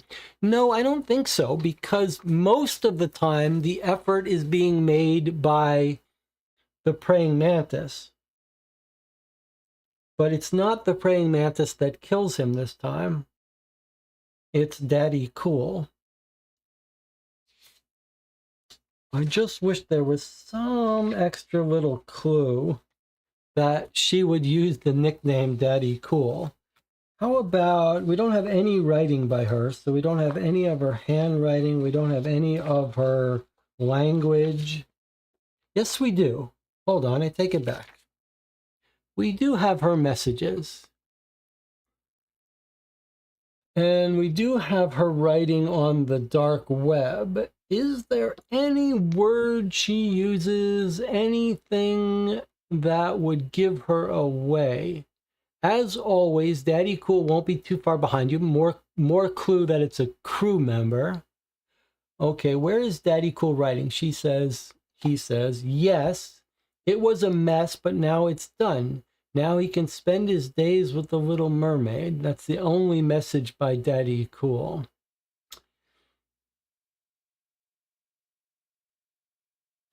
No, it's unfortunate that I don't see anything in the style of writing that would let us tie the two writing together.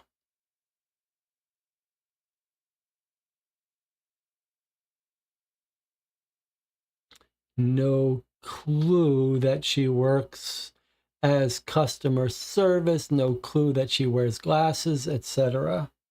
What about the Yelp? Yes, you're right. There's another example of her writing. Let's see. Sorry, I had to step away for 5 minutes to sort out a problem at Cuba Libre. Come back whenever you like. I'm still there.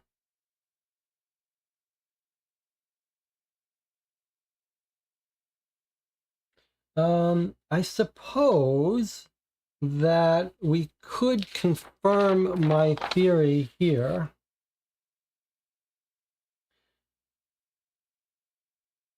About the hostess. We could try to track down that timeline. So my theory is that this note is her leaving to take care of the hostess is helping him. So if we wanted to confirm my theory, we should see that at 8:08, he is getting helped by a hostess at Cuba Libre. So let's see if we can't confirm that. It's on the 27th. Unfortunately not. We don't have any charge at Cuba Libre at 8 a.m. There's no entry for him. And here he is here. Here he is going to 8D, and then he's back in his cabin by 8:32. So let's see, BD, is that near Cuba Libre? 8D, 8B. Where is 8B?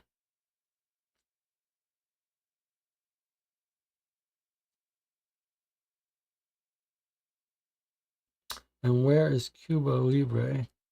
Cuba Libre is all the way down here. This is 6. So at 8:06, he's at 8D. So he's going down, I guess, eventually towards Cuba Libre. But Cuba Libre is the cafe. It does make sense that that's where you would go in the morning, right?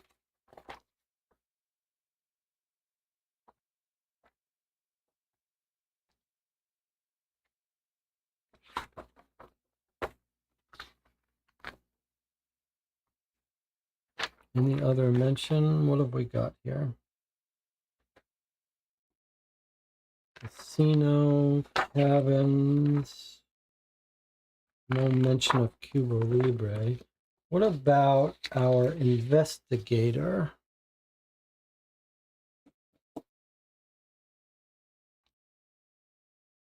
4:27 at 8 a.m. No entries.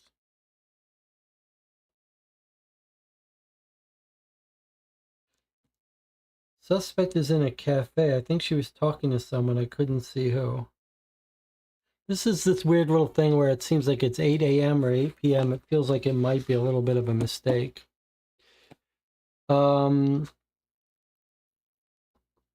I feel good about accusing the customer service, but I'm not sure if the channel agrees with me. We don't know how the praying mantis escaped, but maybe it's not required. Yes, sure we do. We sure do. The boat stops and docks at Charlotte Amalie. We know what day that happens, Friday, April 29th. And we know that when our investigator pulled facial recognition logs, he actually caught her getting on a plane. So that's it. She just deboarded the plane on the 29th and took a plane out of there. Maybe we could even pull up a date here somewhere. I don't see it, but I don't think it's important. All right, let's see. Did the witness specify the pusher was a man? That's a great question. The answer is no. I'll bring it up so we can look at it together. The witness says that she sees a masked person push him. Let me get it up.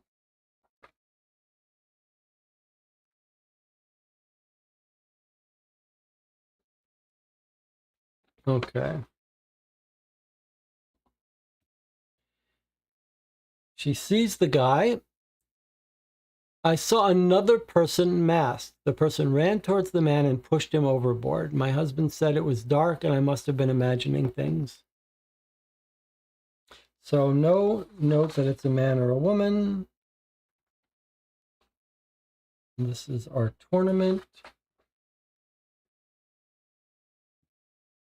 So, I mean, there aren't that many crew member who would have the ability to fake the use of his card to...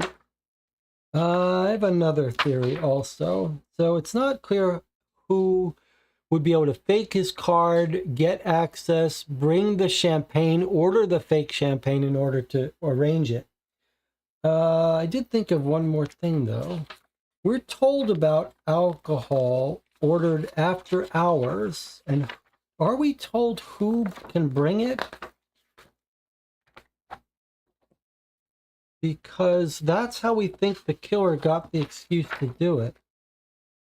Okay, look. Food cannot be ordered between midnight and 6. Our customer service desk will deliver any orders of alcohol. That really nails it to me. I think that's the last confirmation we needed. Remember that the alcohol is ordered to a fake room. We find it. We hear a passenger say they found it right outside their door here, which is right the stairs that lead up to where the guy was pushed off. So our customer service desk put in a fake order for champagne to this room so that she would have the excuse to get up there. She got up there. She loitered about till he showed up. She drops the champagne. She comes up and kills him. This guy finds the champagne and takes it. Okay. Let's go put in our answers. It feels like, are we all agreed? Let's all get on paper. Let's make sure there's no people that are going to complain that they had a difference of opinion in the end. So, vote for, I think we're agreed about everything else. The only question is, who's the actual killer? So we're going to answer this question. If he was killed, who is John LeBlanc's murderer? So I am planning to answer that it's Andrea Hernandez aka Daddy Cool. So if you think the answer should be the praying mantis, if you think the answer should be Chiara Rossini, now is the time to say so, or forever hold your peace. So just type vote Andrea or vote for Chiara or praying mantis, however you want to say it.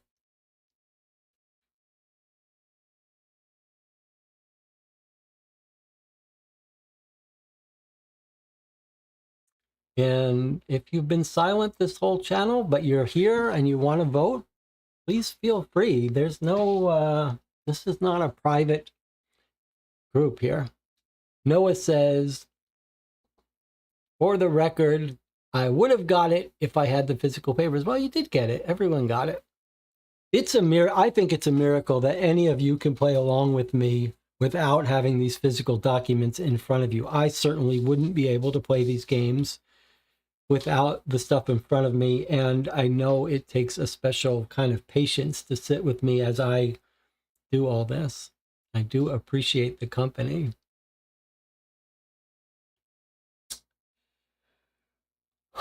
While we're waiting for everyone to vote here, YouTube says 16 concurrent viewers, so there got to be more than 2 voters, but maybe 14 of the 16 are just using this channel to get some sleep. DJ Moneycut says, how is our evidence map looking? I mean, we haven't really been messing with it. We haven't really laid out our timeline.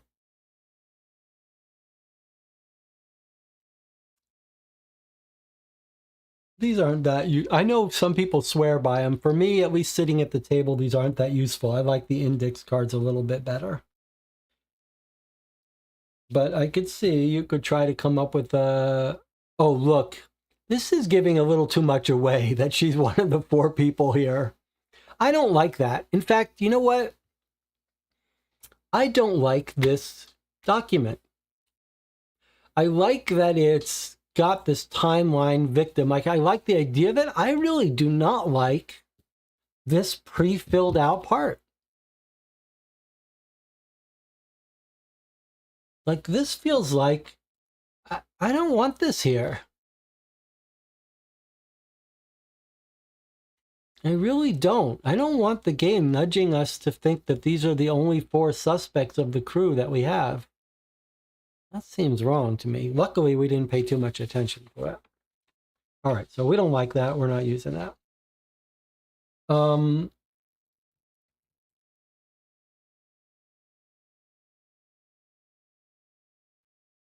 So what I was going to say is your little reminder that after we finish playing these games, we talk about them. So I do hope that you'll, while we play, keep little notes of highlights, favorite parts, least favorite parts, any game design thoughts you have, so that when we get to our review and talk about them, you'll remember what you wanted to say. So after we solve this, we're going to talk about this, especially since this is a game by a new company we've never played before. This is their first case in English, so it's kind of important for us to give some feedback and talk about it. Marco agrees with me that the thing shouldn't have been filled out, but now we're into reviews. Okay.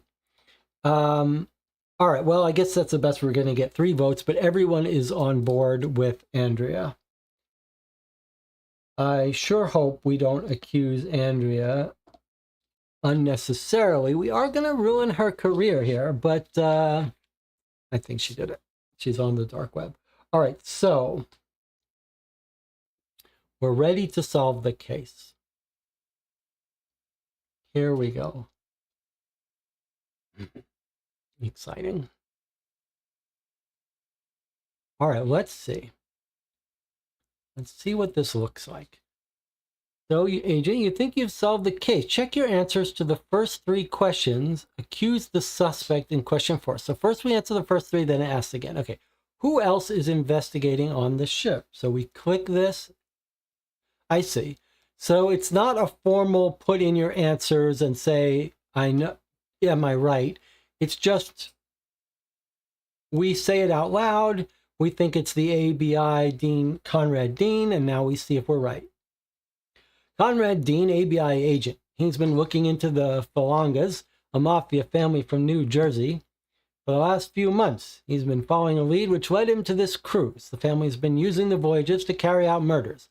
Someone who works on the ship overheard a conversation about this and anonymously reported it to the ABI.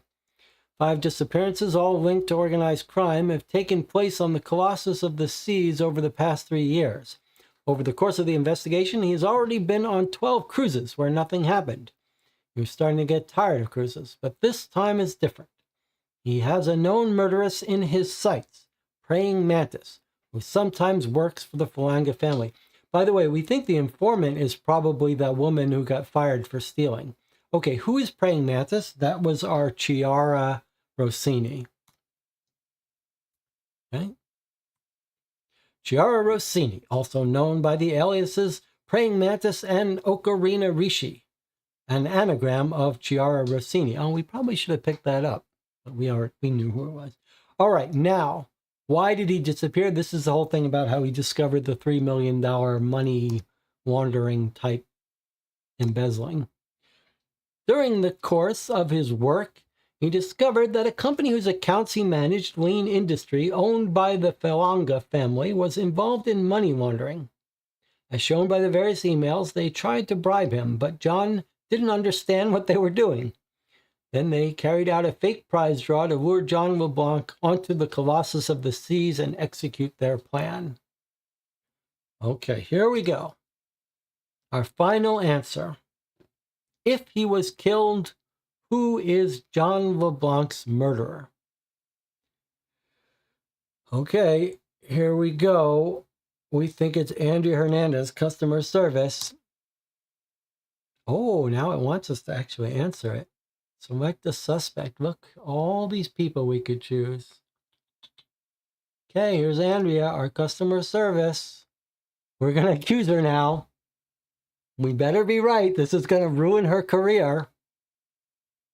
This is going to destroy her life if we're wrong.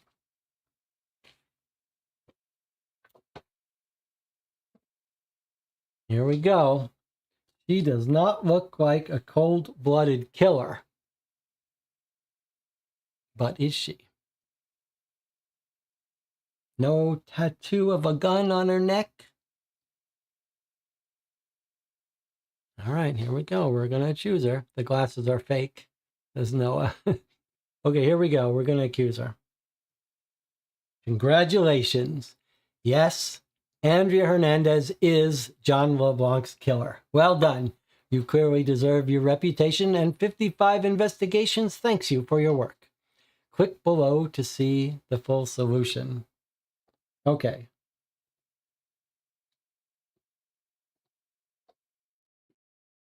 We did it. Good work to the team. Exciting. There's no sound effects with the fireworks, is there? I need to add something. All right, well done. Here's the table of all the mess. All right. Can I turn it off? What if I couldn't turn it off? Okay. Let's take a look at our full solution here. Let's see if we missed anything. You're about to read the full story. Are you sure you want to continue? Chiara Rossini, alias Praying Mantis, a professional killer who often works for a mafia family known as the Falangas, is on a mission on board the Colossus of the Seas. Her target, John LeBlanc, is an accountant working at Minnesota Account who shouldn't pose any problems. A true professional, John discovered huge irregularities in the Lean Industry accounts, one of the Falanga family holdings. John seems very naive and unaffected by their attempts to bribe him.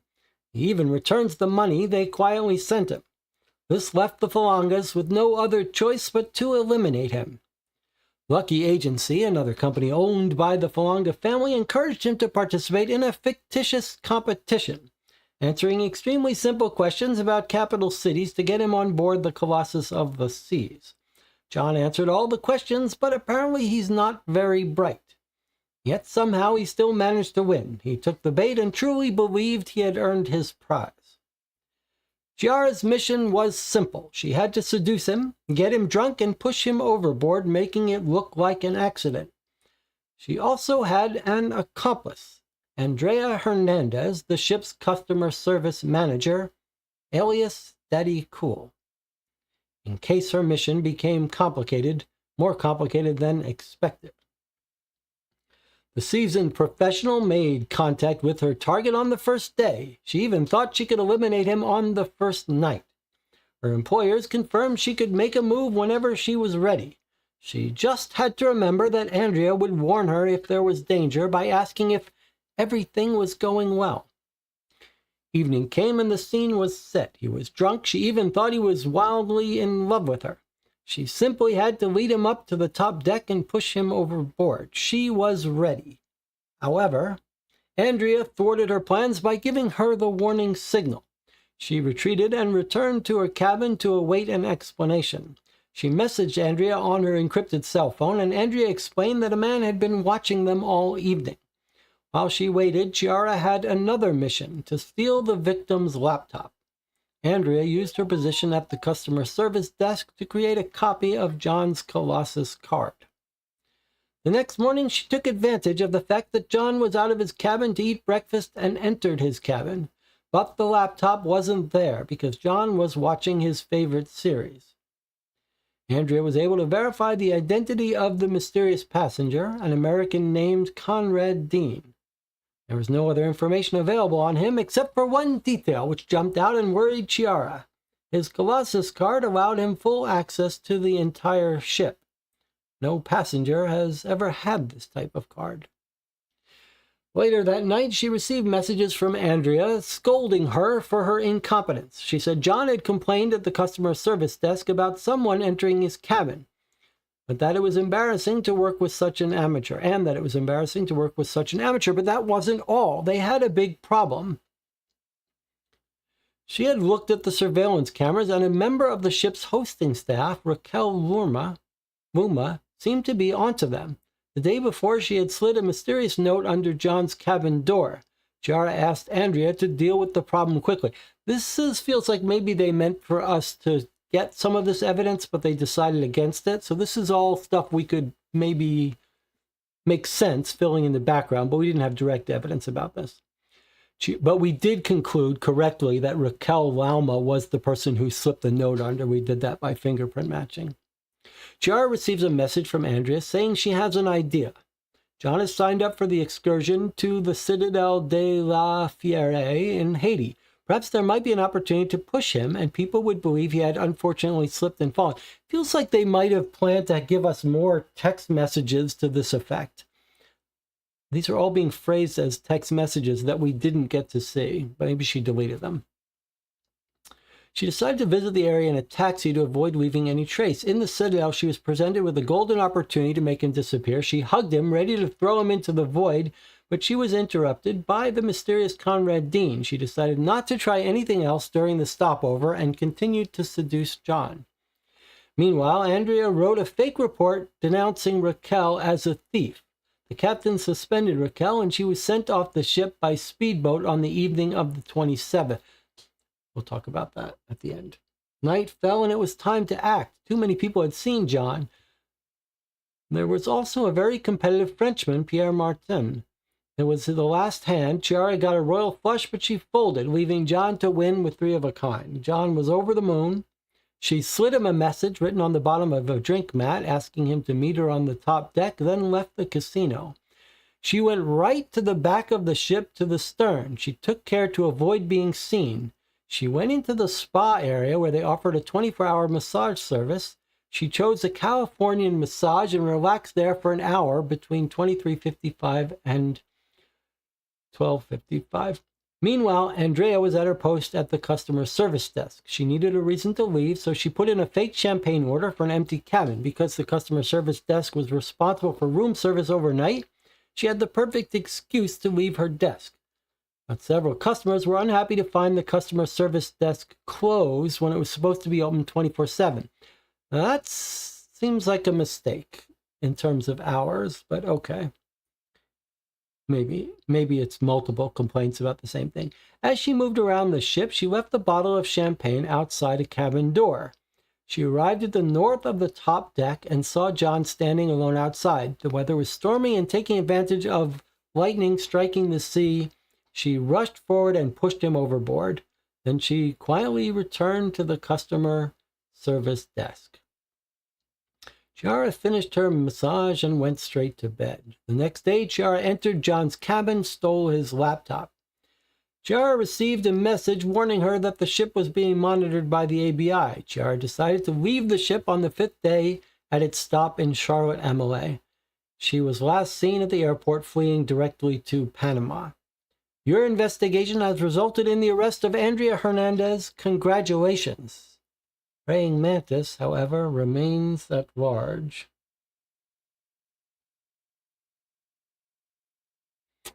Okay. So, what we're going to do is we're going to take a 5-minute break, and then we're going to come back and talk about the game, the experience, what we thought of it. I want to hear your thoughts. I'll see you in 5 minutes.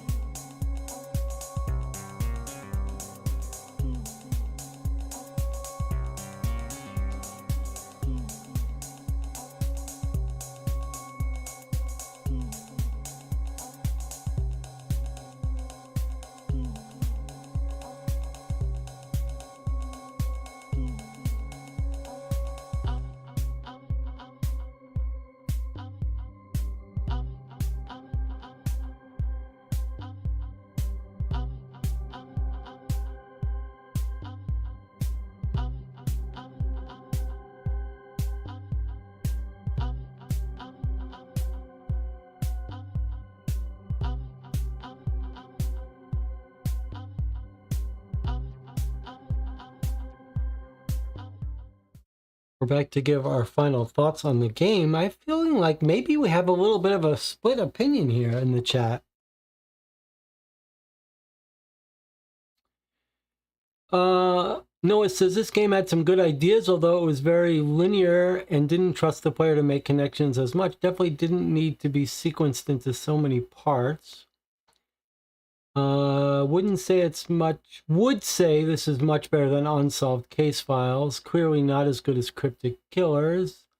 Noah says, I'm excited to buy and play one of theirs if there's going to be more.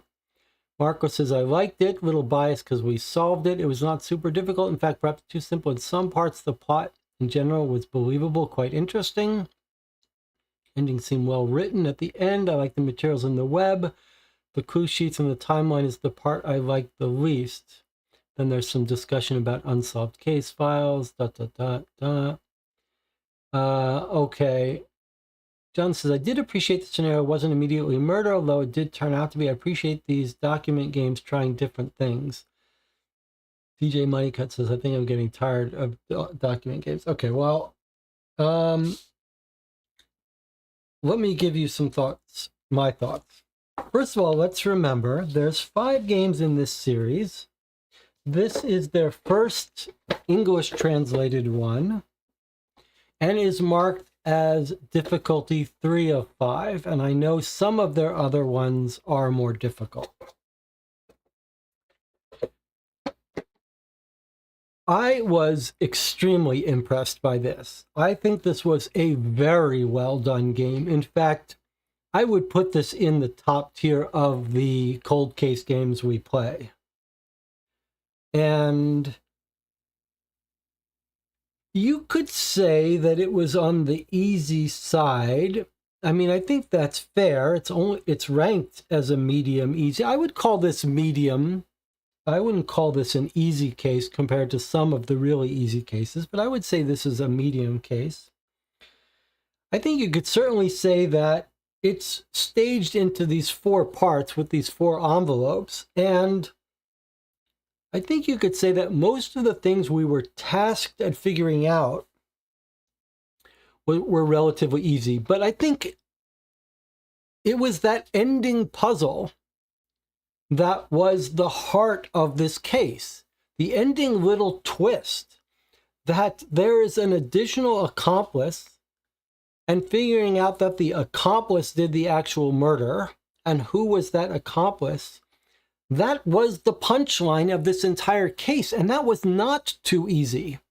In fact, it was very satisfying and involving and required us to pull together threads from all over the game to be confident that we had our killer. And it was not by process of elimination. It wasn't that it was super obvious. We really had to pull in all these little details, and it's pretty rare that a game does this timeline stuff right. And this one was very satisfying. There were a bunch of subtle elements like the who delivers the liquor after hours pointed us to the customer service. There was some very subtle, very satisfying clues, like the point about how the person on the message says he's talking to a hostess, I'll go take care of it. And we find her off duty during that time. And then one of my favorite parts, which we were absolutely right about, was how subtle and cool was this? Why did you give me the signal? At 3:55 a.m. on 4/26. And what did we figure out that was? It was very satisfying. The conclusion of that was this. The bar started to empty. A young woman who seemed to be the customer service asked them if everything was all right. It was putting together that this asking if it's all right is this signal. That was very satisfying. There were a bunch of subtle stuff. There was lots of not subtle stuff, like told that he's facing this statue and she's right across the room. That was almost like, kiddie stuff, just busy work. There was some very subtle, fun stuff in this game, several items of it. And the fingerprints, we've seen fingerprints done very poorly and very obviously. In this one, there was a whole bunch of fingerprints everywhere, but we were able to reconcile them, make sense out of all of them, and they didn't give everything away. They didn't give the key punchline away. And to me, this whole case rested on that punchline twist ending. And I found that punchline twist ending of convincing ourselves that it was the customer service manager very satisfying. We were looking for, was there one sure lock, like she used a certain word or some secret thing? And I think it shows some real confidence in the authors that they didn't do that. They didn't give us some sure positive thing. Like it wasn't that there was only one person who could have done it in the timeline. It wasn't that we go in her room and we find that she's got something that says cool D or whatever. It was left to our deductive abilities to convince ourselves that this was the woman. And I found that very satisfying. I would give this very high marks. And the website was very well done. The envelopes were very well done. The markings that let us know which envelope everything was found in so that it could be put away. Nothing got damaged. The code stuff maybe was a little too simple, but really well done. Marco says, we haven't looked at the hints. I do want to look at the hints. I want to see how good they are. All right, let's see. A big list of hints. Let's take a look at the Texas Hold'em poker entry. Look at this. Look at the effort that went into this. Full rules for Texas Hold'em poker. That was another very subtle, beautiful puzzle there, where we had these cards. I misinterpreted the cards. We had the cards, we had this. I misinterpreted this as him being his cards, but eventually with some help from the channel, we said, okay, it is Texas Hold'em. These are the players' cards. These are the common 5 cards. And we tried to figure out, okay, which cards does each person have? And we were able to figure that out uniquely and convince ourselves that actually our woman had a straight and she would have won. And that gave us more confidence that she was deliberately losing that game. That was a very good moment. And look how good the hints are. I mean, this is pretty impressive. Full explanation. Okay, let's look. If we look at his inbox, we've got... That was another cool moment. We all figured it out. We all looked at that contest. I don't know if we all said it in the beginning, or yes, I do. I remember suggesting it, and the other person in the channel saying I was thinking the same thing, which is he's winning this contest as a way to lure him on the boat. And we wondered, hey, I wonder if he really actually got those questions right, and he didn't. And the bribery, we were right about that, but it was kind of subtle, not spelled out. Very well done, I think. Do you think it was fair that the captain's letter to Lauma was fake? I think you're pointing out a little bit of some issues in the finale. I thought the final explanation was very well done. Good length, not too long, not too short, very full, fleshed out some stuff. But it did feel like there were a couple things that almost feel like they didn't match up with the evidence. Like there was whole comments about conversations that the two killers had that we weren't privy to and no explanation of why. It seemed like maybe the customer service and the Yelp stuff was not quite right. And I think one of the things that was amiss was the letter about Lauma. Felt like the finale was suggesting someone gave a false report about Lauma, but really the actual document was not a false report about her. It was the captain's report. So I feel like, unless we misread that, I feel like that was a little bit of a miss in terms of the actual document that we got. I feel like it would have been better for that document to be an anonymous report from, that would have made more sense, right? It would have made more sense if the letter about Lauma was an anonymous submitted complaint about her stealing stuff. Why can I not find that? I think that would have actually made a lot more sense. I'm not sure I can find that. Here.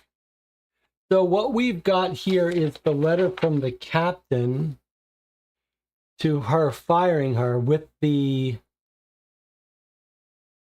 customer service fingerprints on her. That was odd. This would have made much more sense if this was anonymous. I think Miss Lauma is a thief. I think she stole from my cabin. Then it would make a little more sense. But maybe that would be too much of a giveaway. But the finale seemed to say evidence that we didn't see. But let me see. The chat is saying, I think Andrea wrote the letter. So you think, so I guess what you're saying is this isn't a letter from the captain. It's a letter from Angela. I wonder if the signature's wrong. That would be pretty cool, actually. But do we not have the captain's signature? I guess we don't have the captain's signature. Actually, that... Oh, wait a minute. What is it? Okay, we do have the captain's signature. It is an exact match. But maybe it's too exact a match. That's suggesting she traced it. This would have been an interesting thing. We actually should have compared this. But this is one of these things, when you see this in a game, right? You see a signature that exactly matches. You don't know whether it's a clue that someone is tracing it, or it's just an artifact of the developers of the game using it exactly, or a digital signature. So yeah, it would have been more interesting actually if this was wrong. If this was not like this at all, then we would have missed it, but it would have been pretty convincing. Okay, so I think we're agreed though that the hint system is really high quality. We were just talking about when we played Adventure Park how some of the best games that don't need hints have some of the best hints, and this is another example. So I think my conclusion is, after playing this case, that this is absolutely in the top tier of the cold case games. And I really hope that they translate more. It's not looking so good given that this was a 2022 game and it took 2 years to get to us, but I do hope they make their way through the rest of them, especially if they're harder games. This is not a game to sleep on, though. If this was harder rated, we'd have to take it. It would be a challenge. And the production quality, the effort to make this map, and these very nicely done brochures. I mean, this is pretty high quality, nice stuff.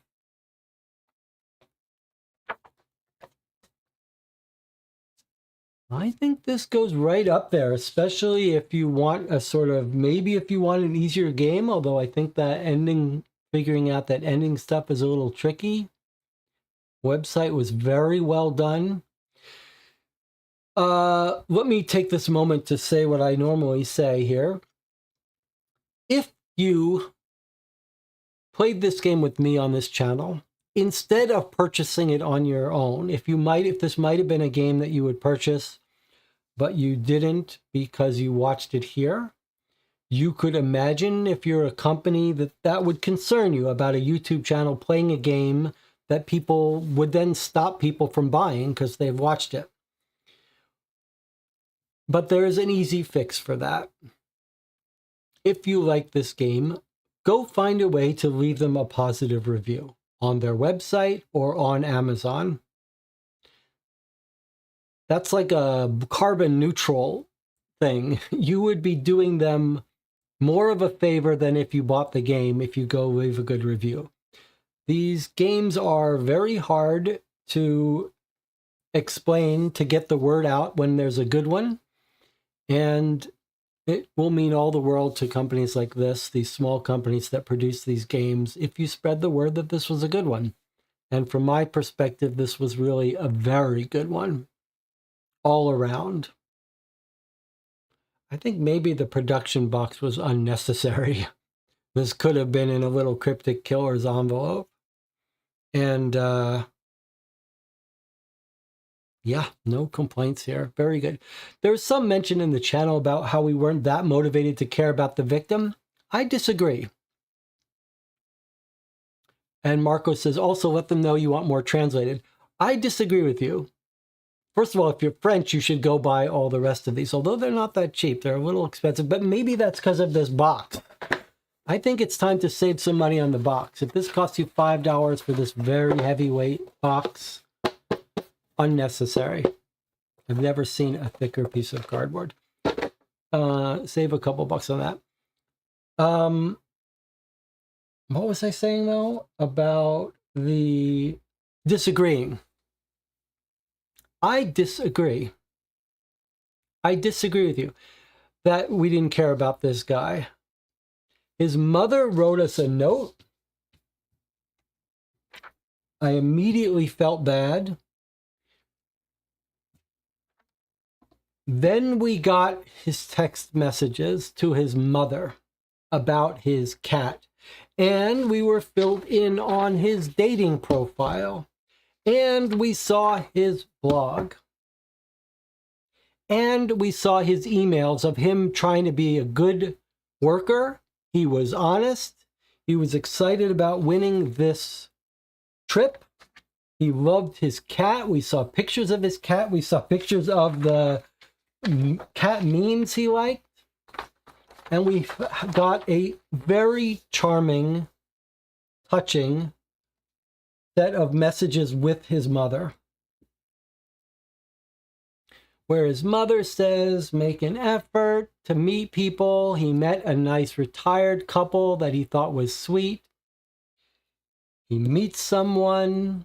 He really falls for her. He's completely a gentleman about it. He's going to let his mother know how things are going. The mother says, we're planning the wedding. He says, well, you might be going a little fast, but I think she's the one. I did not need more motivation for this, but it was sad. And when we saw the villains, we got a little insight to them, and they were very cold-hearted. We saw their dark web messages joking around about killing this guy. To me, the psychology of the victim and the villains was quite satisfying. Maybe not as good as the best cases where we really feel like we want justice. Here, because we weren't sure he was dead, maybe we weren't as motivated as always, but I thought it was very good. I was fully invested in it. Okay. Thank you for joining me. A pleasure, as always, to have the chat helping. This was a group effort. These games would not be fun without you guys joining me. YouTube says 15 concurrent viewers. It's not common that we have 15 viewers at the end of these. Usually we're down to 2 or 3 at the end. I don't know what that says, but I had a blast. If you want to help pick what games we play on this channel, there is a Board Game Geek Guild. There's a link to that on this YouTube page. There's a Game Queue thread where we talk about and plan what games to play. Always happy to have people stop by saying I'm particularly interested in this. Always would love to have your support on the Patreon if you like this channel. If Patreon's not for you, donations aren't for you, that's fine too. All right, I'll see you next time.